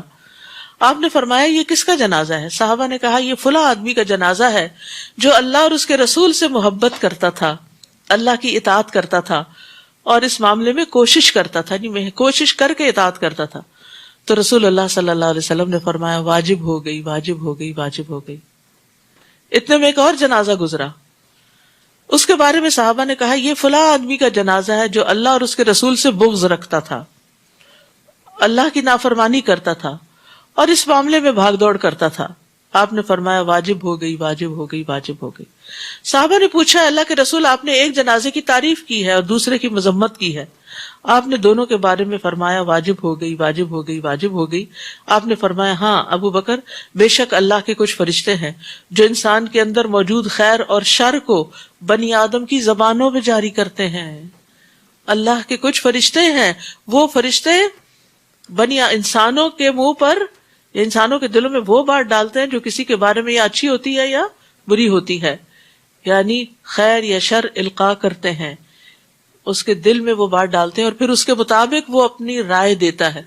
آپ دیکھیے اکثر لوگ جب پوچھتے ہیں نا، آپ سے ریکمنڈیشن لیتے ہیں، فلاں کو آپ ریکمینڈ کرتے ہیں جاب کے لیے یا رشتے کے لیے یا فلاں چیز کے لیے، تو اس وقت لوگ عام طور پر پھر وہ کبھی تو چھپا جاتے ہیں لیکن کبھی بڑی سچی بات بھی کر جاتے ہیں. تو دنیا میں بھی لوگوں کی ریکمنڈیشنز ہوتی ہیں، ان میں تو جھوٹ بھی چل جاتا ہے، دھوکا بھی چل جاتا ہے، لیکن اللہ کے فرشتے نہ دھوکا دیتے ہیں نہ جھوٹ بولتے ہیں۔ تو اب اس کا یہ مطلب نہیں کہ ہم کوئی دکھاوے کے ایسے کام شروع کر دیں کہ لوگ دیکھ کے واہ واہ کریں اور ہماری تعریفیں شروع کر دیں، نہیں۔ اگر آپ چھپا کے بھی، انتہائی چھپا کے کام کریں گے، انتہائی چھپا کے نیکی کا کام کریں گے، اس نیکی کے بھی اثرات ظاہر ہو جائیں گے۔ یہ کیسے ہو سکتا ہے کہ ایک بیج زمین میں ڈالا جائے اور پھر وہ پھوٹ کے باہر نہ نکلے؟ جب آپ دل کے اچھے ہوتے ہیں، جب آپ نیت کے اچھے ہوتے ہیں، جب آپ کے اندر اخلاص ہوتا ہے، تو پھر اس وقت آپ کے چھوٹے چھوٹے کام بھی بڑے خوبصورت ہو جاتے ہیں، تھوڑی تھوڑی ایفرٹ بھی بہت بڑی بن جاتی ہے اور ایک نیک شہرت بن جاتی ہے۔ فرمایا سلام علی ابراہیم کذالک نجزی المحسنین، ابراہیم پر سلام ہو، ہم نیکی کرنے والوں کو ایسا ہی بدلہ دیا کرتے ہیں، بلا شبہ وہ ہمارے مومن بندوں میں سے تھے۔ وبشرناہ باسحاق نبیا من الصالحین، اور ہم نے ابراہیم کو اسحاق کی بشارت دی جو صالح لوگوں میں سے نبی ہوگا، اور ہم نے ابراہیم اور اسحاق دونوں پر برکت نازل کی، اور ان دونوں کی نسل میں کچھ تو نیک لوگ ہوئے اور کچھ اپنے آپ پر صریح ظلم کرنے والے تھے۔ اللہ اکبر، انبیاء کی اولادوں میں سے، انتہائی نیک اللہ کے بندوں کی اولادوں میں سے بھی کچھ نیک ہوئے اور کچھ بد ہوئے، لیکن جو نیک ہوئے وہ اپنے آبا و اجداد کے ساتھ ہوں گے، لیکن جو برے ہوئے تو ان کو انبیاء کچھ کام نہ آ سکیں گے۔ تو انسان کی فضیلت کا تعلق اس کے نیک اعمال پر منحصر ہے۔ فاجر اور متقی ایک جیسے نہیں ہو سکتے، ہر ایک کے اپنے اپنے کام ہوتے ہیں، اپنے اپنے خصائل ہوتے ہیں، اور اسی بنا پر پھر انجام بھی ہوتا ہے۔ وَلَقَدْ مَنَنَّا عَلَى مُوسَى وَهَارُونَ وَنَجَّيْنَاهُمَا وَقَوْمَهُمَا مِنَ الْكَرْبِ الْعَظِيمِ، نیز ہم نے موسیٰ اور ہارون پر بھی بڑا احسان کیا اور انہیں اور ان کی قوم کو شدید بے چینی سے نجات دی اور ان کی مدد کی، تو بالآخر وہی غالب ہوئے اور انہیں نہایت واضح کتاب دی اور انہیں راہ راست پر چلایا، اور ان کا ذکر خیر پچھلی نسلوں میں چھوڑ دیا۔ موسیٰ اور ہارون پر سلام ہو، ہم نیکوکاروں کو ایسا ہی صلہ دیا کرتے ہیں، وہ دونوں ہمارے مومن بندوں میں سے تھے۔ اور الیاس بھی بلا شبہ رسولوں میں سے تھے، جب انہوں نے اپنی قوم سے کہا کیا تم اللہ سے ڈرتے نہیں؟ کیا تم بال کو پکارتے ہو اور احسن الخالقین کو چھوڑ دیتے ہو، اس اللہ کو جو تمہارا اور تمہارے پہلے آباء و اجداد کا رب ہے؟ مگر ان لوگوں نے انہیں جھٹلا دیا، لہٰذا وہ سب عذاب میں حاضر کیے جائیں گے سوائے اللہ کے مخلص بندوں کے۔ اور ہم نے پچھلی نسلوں میں اس کا ذکر خیر چھوڑ دیا۔ الیاسین پر سلام ہو، ہم نیکوکاروں کو ایسا ہی صلہ دیا کرتے ہیں، یقیناً وہ ہمارے مومن بندوں میں سے تھے۔ اور لوط بھی بلا شبہ ہمارے رسولوں میں سے تھے، جب ہم نے انہیں اور ان کے سب گھر والوں کو نجات دی سوائے ایک بڑھیا کے جو پیچھے رہ جانے والوں میں سے تھی، پھر باقی لوگوں کو ہم نے تباہ کر دیا، اور تم تو ان کی اجڑی ہوئی بستی پر شب و روز گزرتے ہی رہتے ہو، پھر کیا تمہیں سمجھ نہیں آتی؟ یعنی قوموں کے اوپر آنے والی تباہیاں تمہارے لیے نشان عبرت نہیں بنتی؟ اور یونس بھی بلا شبہ رسولوں میں سے تھے، جب وہ ایک بھری ہوئی کشتی کی طرف بھاگ نکلے اپنی قوم کو چھوڑ کر اللہ کا حکم آنے سے پہلے، پھر کرہ ڈالا تو وہ ہارنے والوں میں سے ہو گئے، چنانچہ مچھلی نے انہیں نگل لیا اور وہ ملامت زدہ تھے۔ فلولا انہ کان من المسبحین للبث فی بطنہ الی یوم یبعثون، اب اگر وہ تسبیح کرنے والوں میں سے نہ ہوتے تو قیامت کے دن تک مچھلی کے پیٹ میں ہی پڑے رہتے۔ سبحان اللہ، اس سے کیا پتہ چلتا ہے کہ تسبیح کرنا نجات کا باعث بنتا ہے، مشکلات سے نکلنے کا ذریعہ بنتا ہے۔ یعنی آپ کے دل پہ بوجھ ہو، گھبراہٹ ہو، انگزائٹی ہو، بے چینی ہو، مشکلات ہو، یا کوئی چیز بودر کر رہی ہو، یا کوئی کام ہو نہ پا رہا ہو، تو اللہ کی تسبیح بیان کریں، تسبیح میں مشغول ہو جائیں، اللہ تعالیٰ وہ کام آسان کر دیں گے انشاءاللہ۔ کہا جاتا ہے کہ نیک عمل جو ہے نا وہ اپنے ساتھی کو اٹھا دیتا ہے جب وہ پھسل کے گر جائے، یعنی جب کوئی مشکل آتی ہے تو وہ نیک عمل اس کو اٹھاتا ہے۔ حسن بصری کہتے ہیں وہ مچھلی کے پیٹ میں نمازیں نہیں پڑھتے تھے، لیکن چونکہ انہوں نے پہلے سے ہی خوشحالی میں نیک عمل کر رکھے تھے تو اللہ نے بھی آزمائش کے وقت نیک اعمال کی وجہ سے ان کو یاد رکھا۔ تو نیک اعمال بھی مصیبت دور کرنے کا ذریعہ بنتے ہیں۔ فَنَبَذْنَاهُ بِالْعَرَاءِ وَهُوَ سَقِيمٌ، پھر ہم نے انہیں ایک چٹیل میدان میں پھینک دیا جبکہ وہ بیمار تھے۔ یہ قصہ ساروں کو پتا ہے یونس علیہ السلام کا، کہ کس طرح وہ اپنی قوم کو چھوڑ کر ان سے تنگ آ کر وہ نکل گئے بستی میں سے، اور پھر سمندر کے ساحل پہ چلے گئے. وہاں ایک کشتی تھی، اس پہ سوار ہو گئے کہ میں اب اس قوم کی شکل نہیں دیکھنا چاہتا، کہ جو اللہ کی نافرمان ہے، ان کو میں بہت سمجھا چکا ہوں. لیکن چونکہ ابھی اللہ تعالیٰ نے ان کو اجازت نہیں دی تھی نکلنے کی، یا ابھی حکم نہیں دیا تھا نکلنے کا، تو پہلے سے نکل کر چھوڑ کر چلے گئے. اب ہوا یہ کہ جب کشتی میں سوار ہوئے تو کشتی عین درمیان میں آ کے ڈولنے لگی. تو اس پر انہوں نے کہا کہ کشتی اس طرح نہیں ڈوبتی سوائے اس کے کہ کوئی شخص اپنے آقا سے بھاگ کر آیا ہو. بہرحال انہوں نے قرآن اندازی کی، وہ یونس علیہ السلام کے نام نکلی، اور انہیں مجبوراً سمندر میں جانا ہی پڑا، یعنی پھینک دیا گیا. اور وہاں سے ایک مچھلی نے ان کو نگل لیا، اور وہ مچھلی سمندر کی تہوں میں چلی گئی. تو اس وقت انہوں نے اندھیروں میں پکارا اور اپنے رب کی تعریف بیان کی، تسبیح کی. وہ کون سی تسبیح تھی؟ لا الہ الا انت سبحانک انی کنت من الظالمین. تو اللہ تعالیٰ نے ان کو وہاں سے نجات دی. وہ پھر بہت ہی مرجھائے ہوئے اور سکڑے ہوئے جسم کے ساتھ سمندر کے کنارے پہ ڈالے گئے. وہاں ایک بیل ان پہ اگا دی گئی، اور اس طرح وہ اللہ کی تسبیح کر کے ایک بڑی مشکل سے باہر نکل آئے. پھر ہم نے انہیں ایک چٹیل میدان میں پھینک دیا جبکہ وہ بیمار تھے، اور مچھلی کے پیٹ میں پتہ نہیں کتنے ایسڈز ہوں گے جنہوں نے ان کی کھال کو جلا دیا ہوگا. اور ان پر ایک بیلدار درخت اگا دیا، کہتے ہیں کہ کدو کا درخت تھا. وَأَرْسَلْنَاهُ إِلَىٰ 100,000 أَوْ يَزِيدُونَ، اور اس کے بعد انہیں 1,00,000 یا اس سے زیادہ لوگوں کی طرف بھیجا. چنانچہ وہ لوگ ایمان لے آئے تو ہم نے انہیں کچھ مدت زندگی سے فائدہ اٹھانے کا موقع دیا. آپ ان لوگوں سے پوچھئے کیا آپ کے رب کے لیے تو بیٹیاں ہوں اور ان کے لیے ہوں بیٹے؟ ہم نے فرشتوں کو عورتیں ہی پیدا کیا تھا، اور یہ اس وقت یا ہم نے فرشتوں کو عورتیں ہی پیدا کیا تھا اور یہ اس وقت موجود تھے. الا انہم من افکہم لیقولون ولد اللہ وانہم لکاذبون. یاد رکھو یہ لوگ جھوٹ گھر کر یہ بات کہتے ہیں کہ اللہ کی اولاد ہے، اور یہ لوگ یقیناً جھوٹے ہیں. کیا اللہ نے بیٹوں کے بجائے بیٹیوں کو پسند کیا؟ تمہیں کیا ہو گیا ہے؟ یہ تم کیسا فیصلہ کرتے ہو؟ افلا تذکرون، کیا تم کچھ بھی ہوش سے کام نہیں لیتے؟ کیا تم نصیحت نہیں پکڑتے؟ کیا تمہارے پاس کوئی صریح دلیل ہے؟ اگر تم سچے ہو تو ایسی تحریر لا کر دکھاؤ. نیز ان لوگوں نے اللہ اور جنوں کے درمیان رشتہ داری بنا ڈالی، حالانکہ جن خوب جانتے ہیں کہ وہ مجرم کی حیثیت سے پیش کیے جائیں گے. ان کا خیال یہ تھا کہ اللہ نے نعوذ باللہ فرشتوں سے رشتہ ازواج قائم کیا، جس کے نتیجے میں جنات پیدا ہوئے. اللہ تعالیٰ ان سب باتوں سے پاک ہے. سبحان اللہ عما یصفون، جو یہ لوگ بیان کرتے ہیں. الا عباد اللہ المخلصین، سوائے اللہ کے مخلص بندوں کے جو ایسے اتہام نہیں لگاتے. فإنکم وما تعبدون، بلا شبہ وہ اور جن کی تم پوجا کرتے ہو ان مخلص بندوں کو اللہ کے خلاف فتنے میں نہیں ڈال سکتے سوائے اس کے جو جہنم میں داخل ہونے والا ہو. اور ہم فرشتوں میں سے ہر ایک کا ایک مقام معلوم ہے، اور ہم صف بستہ رہنے والے ہیں اور تسبیح کرنے والے ہیں. یعنی یہ فرشتوں کے کچھ محدود سے کام بتائے گئے ہیں. رسول اللہ صلی اللہ علیہ وسلم سے سوال کیا گیا کون سا کلام افضل ہے؟ آپ نے فرمایا جو اللہ نے اپنے فرشتوں اور اپنے بندوں کے لیے چنا ہے. سبحان اللہ و بحمدہ، اور یہ تسبیح فرشتوں کی خوراک بھی ہے. اور یہ لوگ تو کہا کرتے تھے کہ اگر ہمارے پاس پہلے لوگوں کی نصیحت ہوتی تو ہم اللہ کے مخلص بندے ہوتے، اور جب قرآن آ گیا تو انہوں نے اس کا انکار کر دیا.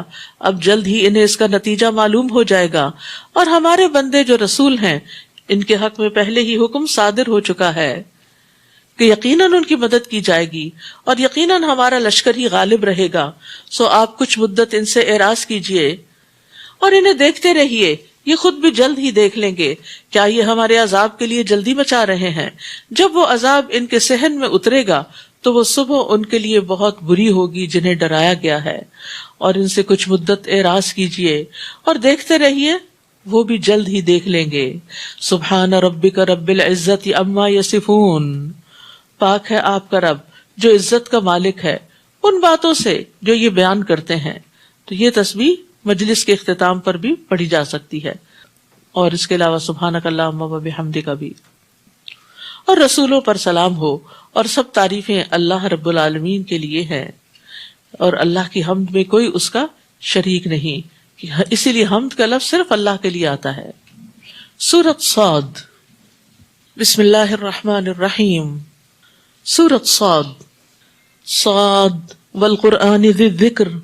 صاد، قسم ہے قرآن کی جو سراسر نصیحت ہے، بلکہ یہ کافر ہی تکبر اور مخالفت میں پڑے ہوئے ہیں. کم اہلکنا من قبلہم من قرن فنادوا ولا تحین مناص.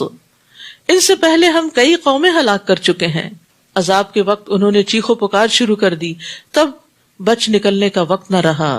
اور وہ اس بات پر متعجب ہیں کہ انہی میں سے ایک ڈرانے والا ان کے پاس آیا ہے، اور کافر کہنے لگے یہ تو جادوگر ہے، بڑا جھوٹا، اس نے تو سب الہوں کو ایک ہی الہ بنا ڈالا ہے، یہ کیسی عجیب بات ہے.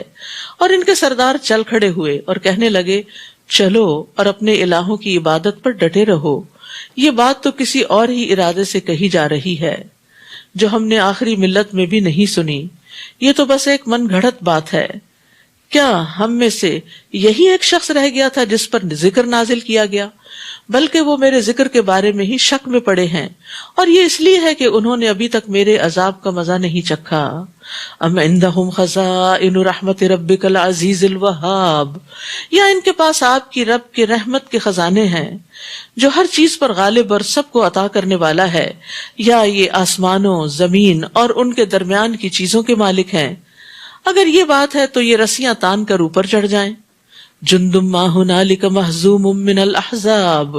یہ تو بڑے بڑے لشکروں میں سے ایک معمولی سا لشکر ہے جو اسی جگہ شکست کھا جائے گا. اہل مکہ کی طرف اشارہ ہے، مکی صورت ہے یہ. ان سے پہلے قوم نوح، عاد اور میغ والا فرعون جھٹلا چکے ہیں، نیز سمود، قوم لوط اور اصحاب الایکہ بھی جھٹلا چکے. یہ واقعی بڑے لشکر تھے، یعنی بڑی طاقت تھی ان کے اندر دنیاوی اعتبار سے. ان سب نے رسولوں کو جھٹلایا تو ان پر میرا عذاب واقع ہو گیا. یہ لوگ بس ایک دھماکے کے منتظر ہیں جس میں کوئی وقفہ نہ ہوگا، اور کہتے ہیں اے ہمارے رب ہمیں ہمارا حصہ جلدی کر کے روز حساب سے پہلے ہی دے دے. استغفر اللہ. یعنی انسان رب سے خیر مانگے جب بھی مانگے، لیکن یہ ضد میں اتنے اڑے ہوئے تھے کہ دنیا میں عذاب مانگنے لگے. اصبر علی ما یقولون واذکر عبدنا داود ذی الایدی انہ اواب. نبی صلی اللہ علیہ وسلم کو تسلی دی جا رہی ہے، آپ ان کی باتوں پر صبر کیجئے اور ہمارے بندے داؤد کو یاد کیجئے علیہ السلام. بلا شبہ وہ صاحب قوت اور ہماری طرف رجوع کرنے والے تھے. یعنی قوت نے انہیں سرکش نہیں بنایا تھا بلکہ شکر گزار بنا دیا. ہر بات میں اللہ کی طرف رجوع کرتے، اپنے اوپر بھروسہ نہیں تھا. ہم نے پہاڑوں کو مسخر کر دیا تھا کہ وہ صبح و شام اس کے ساتھ مل کر تسبیح کرتے تھے. داؤد علیہ السلام کی آواز بڑی خوبصورت تھی، اس لیے ان کی قرات بہت خوبصورت تھی، اور زبور کی قرات کو ان کے لیے بہت آسان کر دیا گیا تھا. چنانچہ وہ اپنی سواری پر زین کسنے کا حکم دیتے اور زین کسے جانے سے پہلے ہی پوری زبور پڑھ لیتے، اور وہ صرف اپنے ہاتھوں کی کمائی کھاتے تھے. یہ ان کی خاص خصوصیات ہیں. اور پرندوں کو بھی جو جمع ہو جاتے تھے وہ سب ان کی تسبیح کی طرف متوجہ ہو جاتے. سبحان اللہ. راتوں کو بھی عبادت کرتے اور دن کو بھی اللہ کی تسبیح کرتے، کیونکہ دن کو تو، رات کو تو پرندے نہیں آتے نا، دن کو مخصوص اوقات میں جب کرتے ہوں گے تو کس طرح ہر چیز سمٹ جاتی تھی، ان کی طرف متوجہ ہو جاتی. اور ہم نے ان کی سلطنت کو مضبوط بنا دیا تھا. ہم نے انہیں حکمت عطا کی اور فیصلہ کن گفتگو عطا کی. وفصل الخطاب. یہ بھی بڑی خوبیوں میں سے خوبی ہے کہ انسان کے اندر فیصلہ کرنے کی صلاحیت ہو، ڈیسیژن پاور ہو، اور اس کے ساتھ ساتھ حکمت بھی ہو. تو اب آپ دیکھیے کہ داؤد علیہ السلام ہو یا سلیمان علیہ السلام، ان کے اندر دین اور دنیا کا بہترین امتزاج ملتا ہے، ایک بہترین بیلنس ملتا ہے. دنیاوی اعتبار سے بھی وہ بہت زیادہ ایڈوانس تھے اور دین میں بھی وہ بہت آگے تھے. وَالطَّيْرَ مَحْشُورَةً وَالطَّيْرَ مَحْشُورَةً کل لہ اواب. اور پرندوں کو بھی جو جمع ہو جاتے تھے وہ سب ان کی تسبیح کی طرف متوجہ ہو جاتے تھے. اور ہم نے ان کی سلطنت کو مضبوط بنا دیا تھا. ہم نے انہیں حکمت عطا کی تھی اور فیصلہ کن گفتگو عطا کی تھی. بھلا آپ کے پاس ان مقدمہ والوں کی خبر پہنچی جو دیوار پھاند کر محراب میں جا پہنچے تھے؟ جب وہ داؤد کے پاس پہنچے تو وہ انہیں دیکھ کر گھبرا گئے. وہ کہنے لگے ڈرو نہیں، ہم مقدمے کے دو فریق ہیں جن میں سے ایک نے دوسرے پر زیادتی کی ہے، لہٰذا ہمارے درمیان انصاف سے فیصلہ کیجیے اور زیادتی نہ کیجیے، اور ہمیں سیدھی راہ بتائیے. یہاں پر آپ دیکھیے کہ ایک طرف ان کو اتنی نعمتیں ملی ہیں اور دوسری طرف طرح طرح کے امتحانوں سے بھی گزرتے ہیں. اب یہ بھی ایک امتحان تھا کہ بادشاہ کے گھر میں اچانک کوئی آ جائے اور وہ بھی دروازے سے نہیں دوسرے رستے سے، تو یہ چیز ایک انہونی سی چیز تھی. اور یعنی بہت اچھا، وہی جو پہلے بات ہوئی نا کہ جو چیز اچانک آ جاتی ہے وہ انسان کے لیے کتنی پریشان کن ہوتی ہے. تو بہرحال ان کو دیکھ کے جو ایک نیچرل سی فطری سی بات ہوتی ہے، انسان کے اندر ایک خوف کی لہر دوڑ جاتی. آپ اگر اچانک اپنے گھر میں کسی کو دروازہ کھولتے ہوئے دیکھ لیں تو آپ کی کیفیت کیا ہوگی. تو یہاں بھی کچھ ایسا ہی ہوا. جب وہ داؤد کے پاس آ پہنچے تو وہ انہیں دیکھ کر گھبرا گئے کہ پتہ نہیں کسی بری نیت سے آئے ہیں یہ. وہ کہنے لگے ڈرو نہیں، ہم مقدمہ کے دو فریق ہیں جن میں سے ایک نے دوسرے پر زیادتی کی ہے، لہٰذا ہمارے درمیان انصاف سے فیصلہ کیجیے اور زیادتی نہ کیجیے اور ہمیں سیدھی راہ بتائیے. یہ میرا بھائی ہے، اس کے پاس 99 دمبیاں ہیں اور میرے پاس صرف ایک ہی دمبی ہے. اب یہ کہتا ہے وہ بھی مجھے دے دو، اور گفتگو میں بھی اس نے مجھے دبا لیا ہے.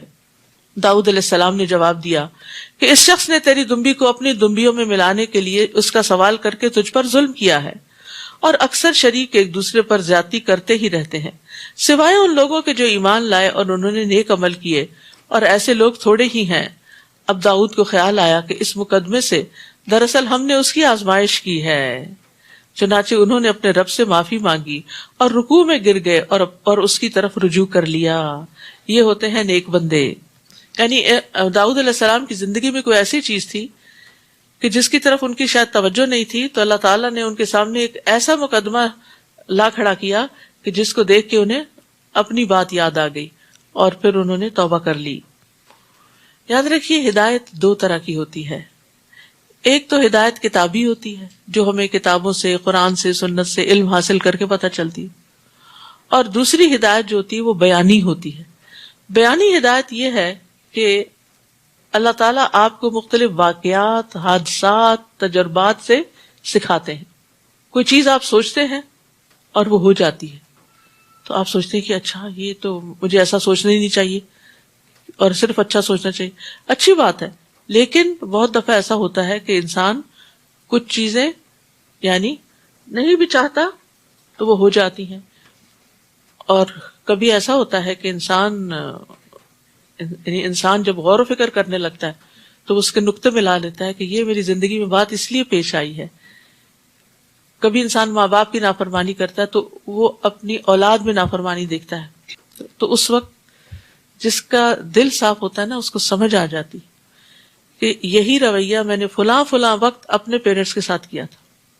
اس وقت پھر کرنی کیا چاہیے؟ تو ہدایت بن کے آئی نا یہ خیال آپ کے سامنے. توبہ کرنی چاہیے اور والدین کے لیے دعا کرنی چاہیے. اسی طرح کسی انسان کے ساتھ آپ زیادتی کر چکے، آپ نے کسی کو کوئی مخصوص قسم کے لفظ سے پکارا اور کچھ ہی دن کے بعد کسی نے آپ کو وہی کچھ کہا. اب اگر آپ کا دل جاگتا ہے نا تو آپ کو فوراً پتہ چل جاتا ہے کہ میں نے فلاں کے ساتھ ٹھیک نہیں کیا تھا، مجھے اس سے سوری کر لینا چاہیے. اس وقت ہم وقتی طور پر اپنے آپ کو جسٹیفائی بھی کر لیتے ہیں، نہیں یہ تو میں نے اس لیے کیا کیونکہ اس نے مجھے انائے کیا تو میں نے جواب میں اس کو چپ کرایا. لیکن بعض اوقات چپ کرانے کا بھی ایک طریقہ ہوتا ہے، زیادتی کے ساتھ نہیں چپ کرایا جاتا. تو بہرحال اس جگہ پر سلیمان علیہ السلام نے سجدہ بھی کیا تھا، اور یہاں سجدہ کی آیت ہے فَغَفَرْنَا لَهُ ذَلِكَ وَإِنَّ لَهُ عِندَنَا لَزُلْفَىٰ وَحُسْنَ مَآبٍ. تب ہم نے ان کی یہ غلطی معاف کر دی اور ہمارے ہاں یقیناً اسے بڑا قرب ملے گا اور اچھا ٹھکانہ ہوگا. ہم نے ان سے کہا اے داؤد، ہم نے تمہیں زمین میں نائب بنا دیا، خلیفہ بنا دیا، لہٰذا لوگوں میں انصاف سے فیصلہ کرنا اور خواہش نفس کی پیروی نہ کرنا، ورنہ یہ بات تمہیں اللہ کی راہ سے بہکا دے گی. لوگوں میں انصاف کے ساتھ فیصلہ اور خواہش نفس کی بنا پہ فیصلہ نہیں، فیورٹزم نہیں. جو لوگ اللہ کی راہ سے بہک جاتے ہیں ان کے لیے سخت عذاب ہے، کیونکہ وہ روز حساب کو بھول گئے. اور ہم نے آسمان، زمین اور جو کچھ ان کے درمیان ہے یہ چیزیں فضول ہی پیدا نہیں کر دی. یہ تو ان لوگوں کا گمان ہے جو کفر کرتے ہیں، اور ایسے کافروں کے لیے دوزخ کی آگ سے ہلاکت ہے. یعنی یہ زندگی کھانے پینے عیش و عشرت کے لیے نہیں ملی، بلکہ اپنی اگلی دنیا میں کمائی کرنے، اپنی اگلی دنیا کے لیے کمائی کرنے کو ملی ہے. ام نجعل الذین آمنوا وعملوا الصالحات کالمفسدین فی الارض ام نجعل المتقین کالفجار. کیا ہم ان لوگوں کو جو ایمان لائے اور نیک عمل کیے ان لوگوں کی طرح کر دیں گے جو زمین میں فساد کرتے پھرتے ہیں، دونوں کا انجام برابر ہو جائے؟ یا ہم پرہیزگاروں اور بدکاروں کو یکساں کر دیں گے، ایک ہی جگہ کھڑے کر دیں گے؟ ایسا ہی ہوگا؟ کیا کہتے ہیں آپ؟ نہیں، جاگ جائیں، نہیں، اچھے کام کا بدلہ اچھا ہے اور برے کا برا۔ وَامْتَازُوا الْيَوْمَ أَيُّهَا الْمُجْرِمُونَ، جتنے مجرم ہوں گے ان کو نیک لوگوں سے الگ کر کے ایک طرف کر دیا جائے گا، اور انسان اس کے ساتھ ہوگا جس سے وہ محبت کرتا ہوگا یا جیسے وہ کام کرتا ہوگا۔ تو کیا ہم پرہیزگاروں اور بدکاروں کو یکساں کر دیں؟ کتاب انزلناہ الیک مبارک لیدبروا آیاتہ ولیتذکر اولو الالباب، جو کتاب ہم نے آپ کی طرف نازل کی بڑی بابرکت ہے تاکہ لوگ اس کی آیات میں غور و فکر کریں اور اہل عقل و دانش اس سے سبق حاصل کریں۔ تو یاد رکھیے کہ قرآن میں اللہ نے برکت رکھ دی، اور یہ برکت تمام آیات کے اندر ہے، کیونکہ وہ سب یا تو بھلائی کرنے والی ہیں، رہنمائی کرنے والی ہیں، یا شر اور فساد سے پھیرنے والی ہیں، اور دنیا اور آخرت میں خیر اور بھلائی کا ذریعہ ہے، اور اس سے بڑی اور کوئی برکت نہیں۔ عبداللہ بن مسعود نے کہا، قرآن کو اس طرح تیز تیز نہ پڑھو جیسے اشعار پڑھے جاتے ہیں، اور نہ ایسے بکھیرو جیسے گھٹیا کھجوریں بکھیری جاتی ہیں، بلکہ اس کے عجائبات کے پاس رک جاؤ اور اس کے ساتھ دلوں کو تحریک دو۔ آج کل چونکہ نارمل روٹین سے زیادہ ہم پڑھتے ہیں تو تھوڑا تیز پڑھ لیتے ہیں، لیکن پھر بھی کوشش کیا کریں کہ ہر پیج میں سے کوئی ایک بات قابل غور ہو جائے، ہر رکوع میں سے ہو جائے، ہر رب میں سے ہو جائے، ہر نصف میں سے ہو جائے، جز میں سے ہو جائے۔ اگر کچھ بھی آپ اس میں سے لے کے اٹھتے ہیں تو فائدہ ہی فائدہ ہے، اس کی برکتیں آپ اپنی زندگی میں دیکھیں گے۔ اور داؤد کو ہم نے سلیمان عطا کیا، وہ بہت اچھا بندہ، اپنے رب کی طرف بکثرت رجوع کرنے والا تھا۔ جب پچھلے پہر ان کے سامنے عمدہ نسل کے تیز رفتار گھوڑے پیش کیے گئے تو کہا، میں نے اس مال کو اپنے رب کی یاد کی بنا پر پسند کیا ہے۔ انی احببت حب الخیر عن ذکر ربی، یہاں تک کہ وہ پردے میں چھپ گئے۔ تو یہاں پر خیر کا لفظ وہ گھوڑوں کے لیے استعمال ہوا ہے۔ گھوڑوں کو خیر کا نام اس لیے دیا گیا کہ اللہ تعالیٰ نے قیامت تک ان کی پیشانیوں کے ساتھ خیر باندھ دی ہے، اور پھر وہ خیر ثواب اور مال غنیمت کی شکل میں بھی حاصل ہوتی ہے۔ رسول اللہ صلی اللہ علیہ وسلم نے فرمایا، گھوڑوں کی پیشانی میں قیامت کے دن تک کے لیے خیر و برکت رکھ دی گئی ہے، اور اس کے مالکان کی اس پر مدد کی گئی ہے، اس لیے ان کی پیشانی پر ہاتھ پھیرا کرو اور ان کے لیے برکت کی دعا کیا کرو، اور ان کی گردنوں میں رسیاں باندھ دو مگر تانت کی سی نہ ہو، یعنی باریک نہ ہو کہ جو نہ چبھے۔ اسی طرح گھوڑے دعا بھی مانگتے ہیں۔ ابو ذر کہتے ہیں کہ رسول اللہ صلی اللہ علیہ وسلم نے فرمایا، ہر عربی گھوڑے کو رات کے آخری حصے میں 2 دفعہ دعا کی اجازت دی جاتی ہے۔ وہ دعا کرتا ہے، یہ سنن نسائی کی روایت ہے، دعا کرتا ہے، اللہم خولتنی من خولتنی من بنی آدم وجعلتنی لہ فجعلنی احب اہلہ ومالہ الی، اے اللہ تو نے مجھے بنی آدم میں سے جس شخص کے بھی حوالے کر دیا اور مجھے اس کی ملکیت میں دے دیا، تو مجھے اس کے ہاں اس کے محبوب ترین مال اور اہل و عیال میں سے بنا دے، یعنی اس کی میری محبت بھی پھر اس کے دل میں ڈال دے۔ کیونکہ ظاہر جانور ہیں، گھوڑے ہیں، ان کی اپنی چوائس تو نہیں ہوتی، لوگ خرید لیتے ہیں جا کے، پھر جو خرید لیتا ہے وہ اپنے طور پہ سدھاتا ہے اس کو اور اس سے کام لیتا ہے، تو بعض اوقات ایک کا سدھایا ہوا دوسرے کے کام نہیں آتا۔ ردوہا علیہ فتفق مسحا بالسوق والآناق، آپ نے حکم دیا ان گھوڑوں کو میرے پاس واپس لاؤ، تو آپ ان کی پنڈلیوں اور گردنوں پر ہاتھ پھیرنے لگے۔ نیز ہم نے سلیمان کو آزمائش میں ڈالا اور اس کی کرسی پر ایک جسم لا کر ڈال دیا، پھر اس نے رجوع کر لیا۔ انہوں نے بیٹے کی دعا کی تھی تو اللہ تعالیٰ نے ان کو ایسا بیٹا عطا کیا جو پورا بھی نہیں تھا۔ قال رب اغفر لی وہب لی ملکا لا ينبغی لأحد من بعدی انک انت الوہاب، اس نے کہا، اے میرے رب مجھے معاف کر دے اور مجھے ایسی حکومت عطا فرما جو میرے بعد کسی کے شایع نہ ہو، بلا شبہ تو ہی سب کچھ عطا کرنے والا ہے۔ تو انہوں نے بادشاہی کی درخواست پر بخشش کو مقدم کیا ہے۔ سب سے پہلے کون سی چیز کی دعا مانگی ہے؟ بخشش کی، اور پھر بادشاہت مانگی ہے، کیونکہ دینی معاملات جو ہے وہ دنیاوی معاملات سے زیادہ اہم ہوتے ہیں، یعنی جو زیادہ توجہ کے لائق چیز ہے اسے پہلے کیا جائے۔ فَسَخَّرْنَا لَهُ الرِّيحَ تَجْرِي بِأَمْرِهِ رُخَاءً حَيْثُ أَصَابَ، چنانچہ ہم نے ہوا کو ان کے تابع کر دیا، جہاں اسے پہنچنا ہوتا وہ اس کے حکم پر نرمی کے ساتھ چلتی تھی، اور شیاطین کو بھی مسخر کر دیا، جو سب معمار یعنی کنسٹرکشن ورکرز اور غوطہ زن تھے، ڈائیورس تھے، اور کچھ دوسرے جو زنجیروں میں جکڑے ہوئے تھے. ہم نے اس سے کہا یہ ہماری بخشش ہے، اب کسی پر احسان کرو یا اسے اپنے پاس رکھو، کوئی حساب نہیں، بلا شبہ اس کے لیے ہمارے ہاں قرب کا عمدہ مقام ہے، لزلفیٰ وحسن مآب. تو یہ تھے سلیمان علیہ السلام. کتنی نعمتیں اللہ نے ان کو عطا کر رکھی تھیں. اور پھر ان لوگوں کی دعائیں بھی ساتھ ساتھ دیکھتے چلے جائیں. کوئی نبی ایسا نہیں جس کی کوئی دعا ہو اور وہ قرآن مجید میں ذکر نہ کی گئی ہو، یعنی جو نون نبی ہیں جن کے واقعات آتے ہیں ان کی دعائیں اور ان کی ہمبلنس بھی بتائی جاتی ہے. ورنہ اتنا کچھ پا کے کہ جس کے لیے انسان ہی نہیں جنات مسخر کیے گئے ہوں اور وہ ان سے بڑے بڑے بھاری کام لیتے ہوں، تو آپ سوچئے کہ ان کی پھر نعمتوں میں کتنا اضافہ ہو جاتا ہے. وَالشَّيَاطِينَ كُلَّ بَنَّاءٍ وَغَوَّاصٍ وَآخَرِينَ مُقَرَّنِينَ فِي الْأَصْفَادِ، اور شیطان بھی مسخر کر دیے جو سب معمار اور غوطہ زن تھے، اور کچھ دوسرے جو زنجیروں میں جکڑے ہوئے تھے. ہم نے اس سے کہا یہ ہماری بخشش ہے، اب کسی پر احسان کرو یا اپنے پاس رکھو، کوئی حساب نہیں، بلا شبہ اس کے لیے ہمارے ہاں قرب اور عمدہ مقام ہے. یہ وہ لوگ ہیں جن کو دنیا اور آخرت دونوں میں بھلائی ملی. وَاذْكُرْ عَبْدَنَا ایوب علیہ السلام صبر کی اعلیٰ ترین مثال ہیں.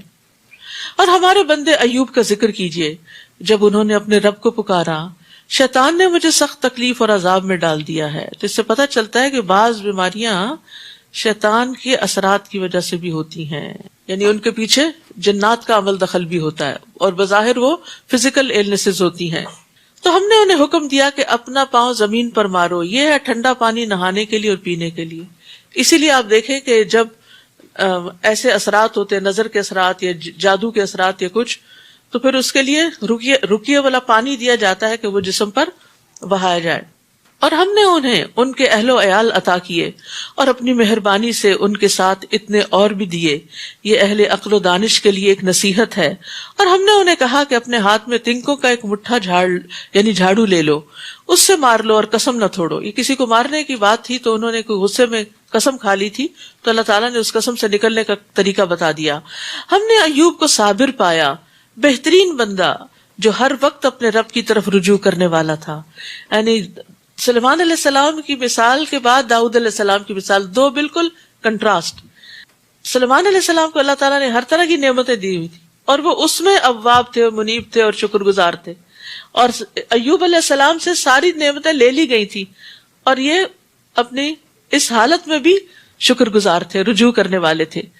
تو اس سے پتہ چلتا ہے کہ یہ ہے پیغمبر جن کی اقتداء کی جانی چاہیے، کہ جو خوشحالی میں بھی اللہ کو یاد رکھتے ہیں اور بدحالی میں بھی. رسول اللہ صلی اللہ علیہ وسلم نے فرمایا اللہ کے نبی ایوب علیہ السلام 18 سال بیمار رہے، 18 years. قریبی اور دور کے لوگوں نے سب نے ان کو چھوڑ دیا. پھر اللہ تعالیٰ نے ان کی طرف وحی کی جس سے اللہ نے ان کی تمام بیماریاں دور کر دی اور وہ پہلے سے بھی بہتر ہو گئے. اور ہمارے بندوں ابراہیم، اسحاق اور یعقوب کو یاد کیجئے جو بڑی قوت رکھنے والے اور صاحبان بصیرت تھے، یعنی جسمانی قوت بھی تھی اور دماغی قوت بھی تھی، سمجھ بوجھ بھی بہت تھی. انا اخلصناہم بخالصۃ ذکر الدار، ہم نے انہیں ایک خاص صفت کی بنا پر چن لیا تھا اور وہ تھی آخرت کی یاد. ہمارے ہاں وہ یقیناً چنے ہوئے بہترین لوگوں میں سے تھے. وَاذْكُرْ إِسْمَاعِيلَ وَالْيَسَعَ وَذَا الْكِفْلِ وَكُلٌّ مِّنَ الْأَخْيَارِ، اور اسماعیل، الیسع اور ذوالکفل کا بھی ذکر کر دیجئے، ان میں سے ہر ایک نیک تھا. یہ تو ان کا ذکر ہے، جبکہ حقیقت یہ ہے کہ سب پرہیزگاروں کے لیے اچھا ٹھکانہ ہے. جو بھی ان انبیاء کے طریقے پر چلے گا وہ اچھے انجام کو پہنچے گا. جنات عدن مفتحۃ لہم الابواب، یعنی ہمیشہ رہنے والے باغ جن کے دروازے ان کے لیے کھلے ہوں گے.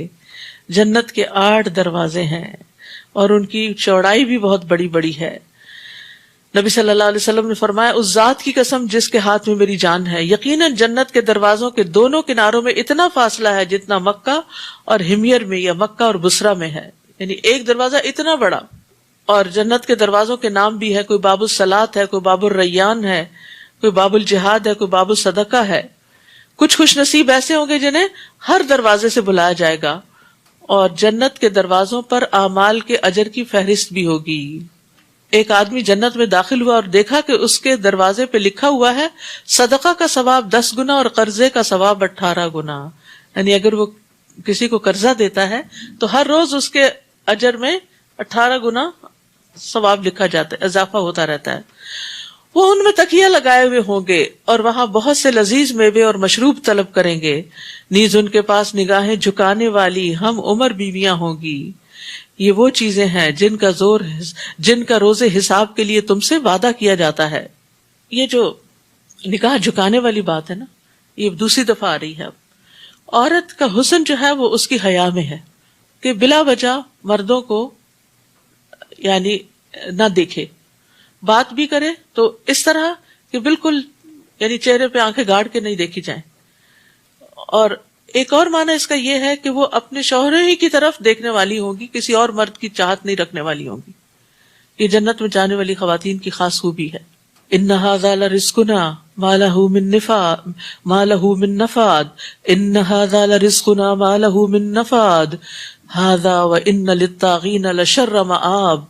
بلا شبہ یہ ہمارا رزق ہے جو کبھی ختم نہ ہوگا. یہ تو تھا پرہیزگاروں کا انجام اور سرکشوں کے لیے بہت برا ٹھکانہ ہوگا، یعنی دوزخ جس میں وہ داخل ہوں گے، جو بہت بری جگہ ہے. یہ ہے ان کا انجام. اب وہ مزہ چکھیں کھولتے ہوئے پانی کا اور پیپ کا اور ایسی ہی کئی قسم کی دوسری چیزوں کا. دیکھو یہ ایک اور لشکر تمہارے پیروں کا تمہارے ساتھ گھسا چلا آ رہا ہے. انہیں کوئی خوش آمد نہیں، انہیں کوئی خوش آمدید نہیں. یہ بھی دوزخ میں آ رہے ہیں. ان جنتیوں کو کیسے مرحبا کیا جائے گا کہ ہر دروازے سے پکارا جائے گا اور یہاں ان کو ویلکم نہیں کیا جائے گا. آنے والے پہلوں کو کہیں گے نہیں بلکہ تمہارے ہی لیے خوش آمدید نہ ہو، تم ہی ہمارے لیے اس عذاب کے پیش رو بنے جو اتنی بری قرارگاہ ہے. پھر وہ دعا کریں گے اے ہمارے رب، ہمارے لیے جو اس عذاب کا پیش رو بنا، لیڈر بنا، اسے دگنا عذاب دے، دوزخ میں آگ میں دگنا عذاب دے. نیز وہ کہیں گے کیا بات ہے کہ ہمیں وہ آدمی نظر نہیں آ رہے جنہیں ہم برے لوگوں میں شمار کرتے تھے، یعنی جن کو دنیا میں ہم کوئی درجہ نہیں دیتے تھے، انہیں بدبخت سمجھتے تھے کیونکہ انہوں نے اسلام کی خاطر اپنی لذتیں قربان کر رکھی تھی، تنگ دستی کی زندگی پر راضی ہو گئے تھے. کیا ہم یوں ہی ان کا مذاق اڑاتے رہے یا اب ہماری نگاہیں ہی ان سے پھر گئی ہیں؟ یہ بات یقیناً سچ ہے کہ دوزخی باہم ایسے ہی جھگڑتے ہوں گے. آپ ان سے کہیے کہ میں تو محض ایک ڈرانے والا ہوں، اللہ کے سوا تمہارا کوئی الہ نہیں، وہ یکتا ہے اور بڑے دبدبے والا ہے. وہ آسمانوں زمین اور جو کچھ ان کے درمیان ہے سب کا رب ہے، غالب ہے، وہ معاف کرنے والا ہے. آپ ان سے کہیے یہ ایک بہت بڑی خبر ہے جس سے تم اعراض کر رہے ہو. مجھے تو عالم بالا کے متعلق کچھ علم نہ تھا جبکہ وہ جھگڑ رہے تھے. مجھے تو صرف اس لیے وحی کر دی جاتی ہے کہ میں کھلم کھلا ڈرانے والا ہوں. جب آپ کے رب نے فرشتوں سے کہا تھا میں مٹی سے ایک انسان بنانے والا ہوں، تو جب میں اسے ٹھیک ٹھاک کر دوں اور اس میں اپنی روح پھونک دوں تو تم اس کے سامنے سجدہ ریز ہو جانا. چنانچہ سب فرشتوں نے مل کر اسے سجدہ کیا سوائے ابلیس کے جو اکڑ بیٹھا اور کافروں میں سے ہو گیا. اللہ تعالیٰ نے اس سے پوچھا اے ابلیس، جس انسان کو میں نے اپنے ہاتھوں سے بنایا اسے سجدہ کرنے سے تجھے کس بات نے روک دیا؟ کیا تو بڑا بننا چاہتا ہے یا تو ہے ہی اونچا درجہ رکھنے والوں میں سے؟ کہنے لگا میں اس سے بہتر ہوں کیونکہ تو نے مجھے آگ سے پیدا کیا اور اسے مٹی سے پیدا کیا. اللہ تعالیٰ نے فرمایا نکل جا یہاں سے، تو مردود ہے اور روز قیامت تک تجھ پر میری لعنت ہے. وہ کہنے لگا میرے رب پھر مجھے اس وقت تک مہلت دے دے جب لوگ دوبارہ اٹھائے جائیں گے. فرمایا اچھا تمہیں مہلت دی جاتی ہے، اور اس طرح اس دن تک جس کا وقت مجھے معلوم ہے. وہ کہنے لگا تیری عزت کی قسم میں سب انسانوں کو گمراہ کر کے چھوڑوں گا، یعنی خواہشات کو مزین کر کے دکھا کے، برے کاموں کو اچھا بنا کے. الا عبادک منہم المخلصین، سوائے تیرے ان بندوں کے جنہیں تو نے خالص کر لیا ہے.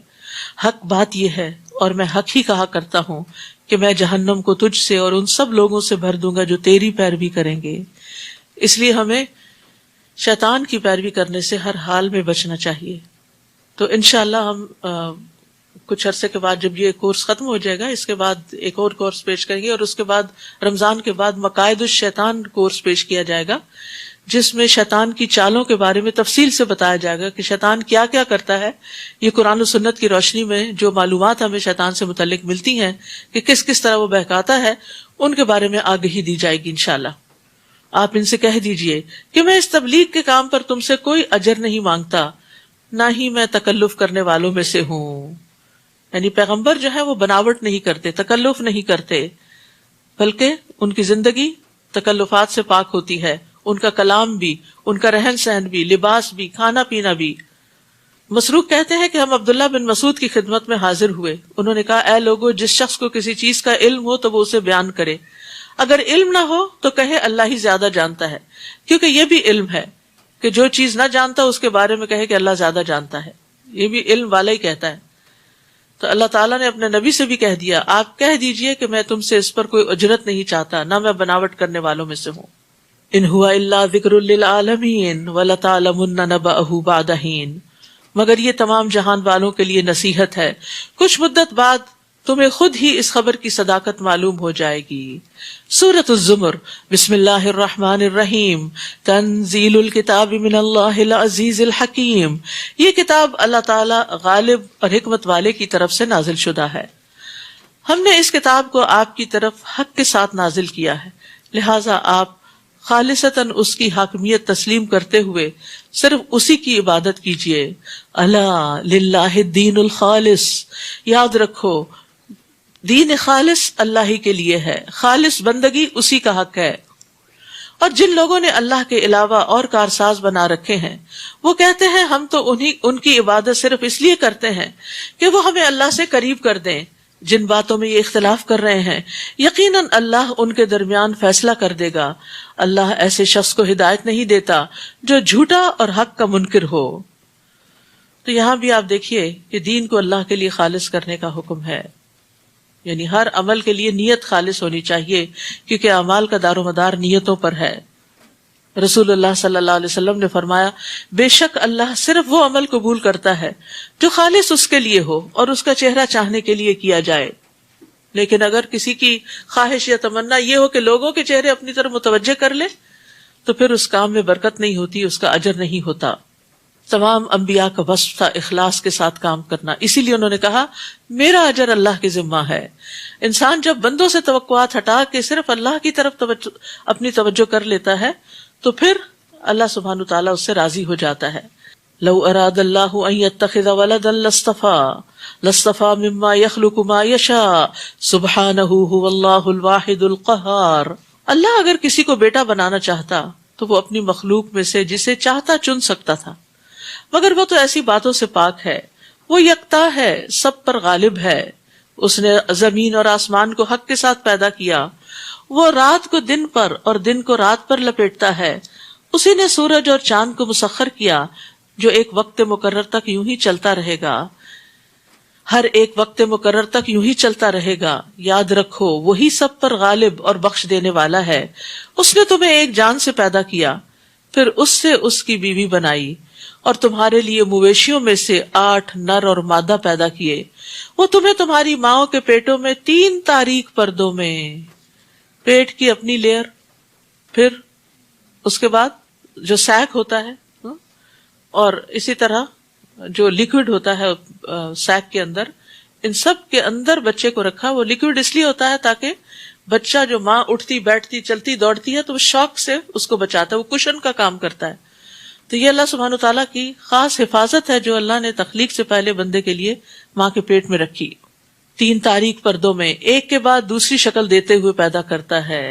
یعنی پہلے انسان نطفہ ہوتا ہے، پھر علقہ ہوتا ہے، پھر مضغہ ہوتا ہے، پھر عظام ہوتا ہے، پھر ہر کچھ ہفتے کے بعد اس کی تخلیق بدلتی جاتی ہے یہاں تک کہ وہ پورے اس کے ہاتھ پاؤں نمایاں ہو جاتے ہیں. یہ ہے اللہ تمہارا رب، بادشاہی اسی کی ہے، اس کے علاوہ کوئی الہ نہیں. پھر تم کہاں سے پھیر دیے جاتے ہو؟ اگر تم کفر کرو تو اللہ یقیناً تم سے بے نیاز ہے، لیکن وہ اپنے بندوں کے لیے کفر پسند نہیں کرتا. اور اگر تم شکر کرو تو وہ اسے تمہارے لیے پسند کرتا ہے. تو ناشکری پسند نہیں، شکر پسند ہے. کوئی بوجھ اٹھانے والا کسی دوسرے کا بوجھ نہیں اٹھائے گا. پھر تمہیں اپنے رب ہی کے پاس واپس جانا ہے، وہ تمہیں بتائے گا کہ تم کیا کرتے رہے ہو. بلا شبہ وہ سینوں کے راز تک جانتا ہے. تو اللہ سبحانہ وتعالیٰ نے ہمیں نعمتیں دی اس لیے ہے کہ ہم اس کو یاد رکھیں اور شکر ادا کریں. یاد رکھیے کھانے والا شکر گزار جو ہوتا ہے، یعنی کھانا کھا کر جو شکر ادا کر دیتا ہے، وہ صبر کرنے والے روزہ دار کے برابر ہے. یعنی اتنا اجر ہے شکر کا بھی. یعنی کھا کر شکر ادا کرنا بھی اجر کا باعث ہے، جیسے نہ کھا کر صبر کرنا. شیطان کا ہدف کیا ہے کہ بندوں کو ناشکرا بنائے. وَلَا تَجِدُ أَكْثَرَهُمْ شَاكِرِينَ. اور جب انسان کو کوئی تکلیف پہنچتی ہے تو اپنے رب کی طرف رجوع کرتے ہوئے اسے پکارتا ہے. پھر جب وہ اسے اپنی نعمت سے نوازتا ہے تو اسے یوں بھول جاتا ہے جیسے اس سے پہلے اس نے اپنے رب کو پکارا ہی نہ تھا، اور اللہ کے شریک بنانے لگتا ہے تاکہ دوسروں کو بھی اس کی راہ سے بہکا دے. اسے کہیے کہ اپنے کفر کا تھوڑا سا فائدہ اٹھا لے، تو یقیناً اہل جہنم میں سے ہے. امن هو قانت آناء اللیل ساجدا وقائما. کیا ایسا شخص بہتر ہے جو رات کے اوقات میں قیام اور سجدے میں عبادت کرتے وقت گزارتا ہے، آخرت سے ڈرتا ہے اور اپنے رب کی رحمت کا امیدوار ہے؟ آپ ان سے پوچھئے کیا جاننے والے اور نہ جاننے والے دونوں برابر ہو سکتے ہیں؟ مگر ان باتوں سے سبق تو وہی حاصل کرتے ہیں جو عقل و دانش والے ہوں. تو اب یہ اخلاص کیسے پیدا کیا جائے؟ یہ اخلاص پیدا ہوتا ہے رات کی عبادت سے، جب کوئی دیکھ نہیں رہا ہوتا اور دل بھی اللہ کی طرف زیادہ متوجہ ہوتا ہے اور اس میں ریاکاری بھی نہیں ہوتی. ایک اور روایت سے پتہ چلتا ہے کہ مومن کا شرف کیا ہے. مومن کا شرف قیام اللیل ہے، رات کا قیام. نبی صلی اللہ علیہ وسلم نے فرمایا جبریل میرے پاس آئے، کہنے لگے اے محمد جتنا چاہو زندہ رہو، بالآخر تو مرنا ہے. جس کو چاہو محبوب بنا لو، بالآخر تو جدا ہونا ہے. جیسے چاہو عمل کرو، بالآخر اس کا بدلہ تو ملنا ہے. اور جان لو کہ مومن کا شرف قیام اللیل ہے. مومن کا شرف قیام اللیل میں ہے. اس کی عزت لوگوں سے بے پرواہ ہو جانے میں ہے، یعنی لوگوں سے لالچ نہیں رکھتا. قُلْ يَا عِبَادِ الَّذِينَ آمَنُوا اتَّقُوا رَبَّكُمْ لِلَّذِينَ أَحْسَنُوا فِي هَذِهِ الدُّنْيَا حَسَنَةٌ وَأَرْضُ اللَّهِ وَاسِعَةٌ إِنَّمَا يُوَفَّى الصَّابِرُونَ أَجْرَهُمْ بِغَيْرِ حِسَابٍ. آپ کہہ دیجئے اے میرے بندو جو ایمان لائے ہو، جو اپنے رب سے ڈرتے ہو، اے میرے بندو جو ایمان لائے ہو، اتقوا ربکم، اپنے رب سے ڈرتے رہو. جو لوگ نیک کام کرتے ہیں ان کے لیے اس دنیا میں بھی بھلائی ہے. یہ کتنی بڑی خوشخبری ہے. نیکی کا فائدہ دنیا میں بھی ملے گا، اور اللہ کی زمین وسیع ہے، بلا شبہ صبر کرنے والوں کو ان کا اجر بلا حساب دیا جائے گا. حضرت علی کہتے ہیں کہ ہر اطاعت کرنے والے کو اجر ماپ کے دیا جائے گا اور اس کے اجر کا وزن کیا جائے گا، سوائے صبر کرنے والوں کے. ان کو ان کا اجر چلو بھر بھر کے دیا جائے گا، یعنی مقدار ہی نہیں ہوگی، بے حساب. روایت میں آتا ہے کہ دنیا میں جو آزمائشوں میں گھرے رہے ان کو لایا جائے گا. دنیا میں جن کے اوپر بڑی آزمائشیں آئیں ان کو لایا جائے گا، نہ ان کے لیے ترازو رکھا جائے گا، نہ ہی اعمال نامہ کھولا جائے گا، اور بغیر حساب کے ان پہ اجر انڈیل دیا جائے گا. یہاں تک کہ ان آزمائشوں والوں کی فضیلت کو دیکھ کر جو لوگ دنیا میں تندرست اور صحت مند تھے وہ وہاں آرزو کریں گے کاش ان کے جسموں کو بھی کینچیوں سے کاٹ دیا جاتا تو ایسا ہی اجر ملتا جیسے یہ لوگ پا رہے ہیں. یعنی کاش دنیا میں ہم پہ مصیبتیں آئی ہوتی. اس کا مطلب نہیں کہ مصیبت مانگی جائے، لیکن بندہ مومن پہ ہر وقت کوئی نہ کوئی مشکل آئی رہتی ہے. کبھی اولاد کی طرف سے، کبھی اپنے آپ کی طرف سے، کبھی عبادت مشکل ہو جاتی ہے، کبھی روزہ لگنے لگتا ہے، کبھی نیند آنے لگتی ہے، کبھی کچھ اور. تو ایسی ساری چیزیں جو ہیں انسان کا امتحان ہوتی ہیں، اور پھر ان امتحانوں میں انسان اگر صبر کر کے اپنا کام جاری رکھے، اللہ کی عبادت کرتا رہے، اطاعت کرتا رہے، اس سے مغلوب نہ ہو جائے، تو یہ صبر ہے. آپ کہیے مجھے تو یہ حکم ہوا ہے کہ میں خالصتاً اسی کی حاکمیت تسلیم کرتے ہوئے اس کی عبادت کروں، اور یہ بھی کہ سب سے پہلے میں خود مسلم بنوں. آپ کہہ دیجئے اگر میں اپنے رب کی نافرمانی کروں تو بڑے دن کے عذاب سے ڈرتا ہوں. آپ کہیے میں تو اپنے دین کو خالص کرتے ہوئے اللہ کی عبادت کرتا ہوں. تم اسے چھوڑ کر جس کی عبادت کرنا چاہتے ہو کرتے رہو. پلیز کہیے کہ اصل میں تو خسارہ اٹھانے والے وہ لوگ ہیں جنہوں نے قیامت کے دن اپنے آپ کو اور اپنے گھر والوں کو خسارے میں ڈال دیا. دیکھو یہی بات صریح خسارہ ہے. ان کے اوپر بھی آگ کے سائبان ہوں گے اور ان کے نیچے بھی. اسی بات سے اللہ اپنے بندوں کو ڈراتا ہے، اے میرے بندو مجھ سے ڈرتے رہو. اللہ تعالیٰ آگ سے ڈراتا ہے تو اس لیے ہمیں کہنا کہ نہیں آگ کا ذکر مت کرو، جہنم کی باتیں نہ کیا کرو، تو کیسے نہ کرے جب اللہ تعالیٰ نے خود کر دی؟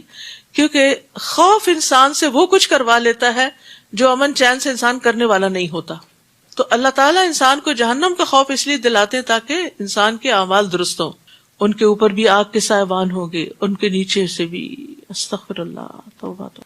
اس دن میں نے آپ کو مثال دی تھی نا کہ جیسے کسی کمرے میں آپ کھڑے ہیں اور اوپر بھی آگ لگ گئی اور فلور بھی، اور دروازے بند ہیں، نکلنے کا کوئی راستہ نہیں، تو انسان کے اوپر کیا گزرے گی؟ امیجن کریں، آپ کسی وقت کھڑے ہو کے امیجن کریں تنہائی میں. تو ہم وہ جہنم کی آگ نہیں برداشت کر سکتے، اس سے ڈرنا ہی چاہیے. اور جن جن چیزوں پر جہنم کی آگ کی بات کی گئی ہے ان کو چھوڑ دینا چاہیے. اور جو لوگ طاغوت کی عبادت کرنے سے بچے رہتے ہیں اور اللہ کی طرف رجوع کر لیا، ان کے لیے بشارت ہے.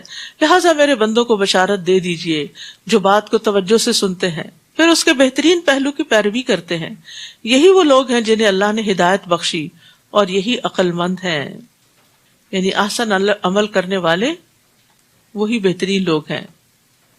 افمن حق علیہ کلمۃ العذاب افانت تنقذ من فی النار، کیا جس شخص پر عذاب کی بات ثابت ہو چکی ہو تو اے نبی کیا آپ ایسے شخص کو چھڑا سکتے ہیں جو آگ میں گر چکا ہو؟ استغفر اللہ. لیکن الذین اتقوا ربهم لهم غرف من فوقها غرف مبنیۃ تجری من تحتها الانہار وعد اللہ لا یخلف اللہ المیعاد. لیکن جو لوگ اپنے رب سے ڈرتے رہے ان کے لیے بالا خانے ہیں جن کے اوپر بالا خانے بنے ہوئے ہیں، ان کے نیچے نہریں بہ رہی ہیں. یہ اللہ کا وعدہ ہے اور اللہ اپنے وعدے کی خلاف ورزی نہیں کرتا. کیا تم دیکھتے نہیں کہ اللہ آسمان سے پانی برساتا ہے، بارش برستی ہے، پھر زمین میں چشمے بنا کر اس پانی کو آگے چلا دیتا ہے، پھر اس سے مختلف رنگوں کی کھیتی پیدا کر دیتا ہے، پھر وہ جوبن پر آتی ہے، پھر تم دیکھتے ہو کہ وہ زرد پڑ جاتی ہے، پھر وہ اسے بھس بنا دیتا ہے. بلا شبہ اہل عقل کے لیے اس میں ایک سبق ہے کہ کس طرح انسان دنیا کی رونقیں دیکھتا ہے اور پھر وہ ساری ایک کے بعد ایک اس کے لیے بے معنی ہو جاتی ہیں. بھلا جس شخص کا سینہ اللہ نے اسلام کے لیے کھول دیا ہو، افمن شرح اللہ صدرہ للاسلام، اور وہ اپنے رب کی طرف سے ایک روشنی پر ہو، اس شخص کی طرح ہو سکتا ہے جو کوئی سبق نہیں لیتا.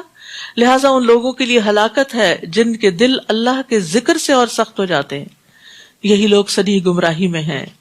تو یہ جو شرح صدر کی بات کی گئی نا، تو شرح صدر کب ہوتا ہے، کس کے سینہ اللہ کھول دیتا ہے؟ جب انسان شرک کو چھوڑ کر توحید پر آ جاتا ہے، جہالت چھوڑ کر علم پر آ جاتا ہے، غفلت چھوڑ کر اللہ کی طرف رجوع کرتا ہے اور اللہ کے ذکر پر دوام کرتا ہے، لوگوں کے ساتھ حسن سلوک کرتا ہے، بہادری سے کام کرتا ہے، اس کا دل کشادہ ہوتا ہے، ڈرتا نہیں، دل سے کینہ نکال دیتا ہے، فضول کاموں کو چھوڑ دیتا ہے. لیکن جن کے دل اللہ کے ذکر سے سخت ہو گئے ان کے لیے کیا ہے؟ ویل ہے. مالک بن دینار کہتے ہیں کسی بھی شخص کو دل کی سختی سے بڑھ کر کوئی سزا نہیں دی گئی. ہارڈ ہارٹڈ سب سے سخت چیز ہے. حضرت عائشہ سے روایت ہے، وہ کہتی ہے کہ کچھ دیہاتی رسول اللہ صلی اللہ علیہ وسلم کی خدمت میں آئے اور کہنے لگے کیا آپ اپنے بچوں کو چومتے ہیں؟ آپ نے فرمایا ہاں. تو وہ دیہاتی کہنے لگے ہم تو اپنے بچوں کو اللہ کی قسم نہیں چومتے. تو آپ نے فرمایا اگر اللہ نے تمہارے اندر سے رحم اٹھا لیا ہے تو میں کیا کر سکتا ہوں. تو دل سخت ہونا جو ہے یہ بدبختی کی علامت ہے. ایک شخص نے آپ سے اپنے دل کی سختی کی شکایت کی، اب علاج بھی بتا دیتی ہوں. تو آپ نے فرمایا اگر تم دل کو نرم کرنا چاہتے ہو تو مسکین کو کھانا کھلاؤ اور یتیم کے سر پہ ہاتھ پھیرو. صرف اپنے کارڈ کے ذریعے ہی، بینک ٹرانسفر سے یا کسی کے ذریعے ہی اماؤنٹ نہیں بھیج دو، اس کے ہاتھ میں دو، اس کے سر پہ ہاتھ پھیرو، اس کو پیار کرو. اس سے تمہارے دل کی سختی ختم ہو جائے گی. ہوتا ہے نا کبھی کبھی انسان کہتا ہے کہ کسی کام میں دل نہیں لگتا، کوئی اچھا عمل نہیں ہو رہا، تو انسان پھر کچھ عملی طور پر ایسے کام کرے، غریبوں کے اندر جائے، ایسے علاقوں جیسے لوگ ہالیڈیز پہ چلے جا رہے ہوتے ہیں، تو ہالیڈیز صرف وہاں نہ کریں کہ جہاں دنیا ہی دنیا ہے، یعنی اس دنیا سے نکل کے ایک اور دنیا میں چلے گئے. ایسی جگہوں پہ جائیں جہاں قدرت کے نظارے ہوں اور اس کے ساتھ ساتھ ایسے لوگ رہتے ہوں جو آپ کی طرح نعمتوں میں نہیں، تو ان کو دیکھ کر نعمتیں یاد آئیں. اللہ نزل احسن الحدیث کتابا متشابہا، اللہ نے بہترین کلام نازل کیا جو ایسی کتاب ہے جس کے مضامین ملتے جلتے اور بار بار دہرائے جاتے ہیں. یہ تو آپ محسوس کر ہی رہے ہیں پڑھتے ہوئے مسلسل قرآن کو جس سے ان لوگوں کے رونگٹے کھڑے ہو جاتے ہیں جو اپنے رب سے ڈرتے ہیں، پھر ان کی جلدیں اور ان کے دل نرم ہو کر اللہ کے ذکر کی طرف راغب ہو جاتے ہیں۔ ایسے لوگ ہیں جن پر قرآن اثر کرتا ہے، یہی اللہ کی ہدایت ہے۔ وہ جسے چاہتا ہے اس قرآن کے ذریعے راہ راست پر لے آتا ہے، اور جسے اللہ گمراہ کر دے اسے کوئی راہ پر لانے والا نہیں۔ تو خوف سے رونگٹے جو کھڑے ہوتے ہیں تو صرف جلد کا ذکر کیا گیا ہے، اور امید سے دل نرم ہوتے ہیں، یعنی ایمان، خوف اور امید کے درمیان میں نا۔ تو کوئی چیزیں انسان کے اندر اثر کرتی ہیں اور کچھ چیزیں انسان کے باہر ظاہر ہوتی ہیں، اور یہ اللہ کی رحمت سے ہوتا ہے۔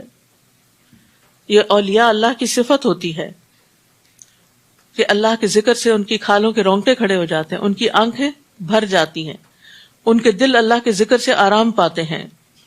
کیا پھر وہ شخص جو قیامت کے دن سخت عذاب کو اپنے چہرے پر روکے گا، اس کی بے بسی کا کچھ اندازہ ہو سکتا ہے؟ اور ظالموں سے کہا جائے گا مزہ چکھو جو تم کمایا کرتے تھے، ان سے پہلے کے لوگوں نے بھی جھٹلایا تو ان کو ایسی جگہ سے عذاب آیا جس کا انہیں گمان بھی نہیں تھا، پھر اللہ نے انہیں دنیا کی زندگی میں ہی رسوائی کا مزہ چکھا دیا، اور آخرت کا عذاب تو کہیں بڑھ کر ہے، کاش وہ جانتے ہوتے۔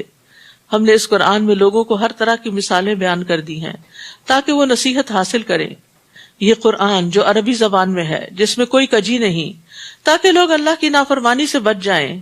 اللہ ایک مثال بیان کرتا ہے، ایک شخص چند باہم جھگڑنے والوں کا غلام ہے اور دوسرا صرف ایک ہی آدمی کا غلام ہے، کیا ان دونوں غلاموں کی حالت ایک جیسی ہو سکتی ہے؟ الحمدللہ بل اکثرہم لا یعلمون، الحمدللہ لیکن اکثر لوگ یہ بات جانتے نہیں۔ انک میت و انہم میتون ثم انکم یوم القیامت عند ربکم تختصمون، اے نبی بلا شبہ آپ کو مرنا ہے اور یہ بھی مرنے والے ہیں، پھر قیامت کے دن تم اپنے رب کے ہاں جھگڑو گے۔ جھگڑے کس چیز کے بارے میں ہوں گے؟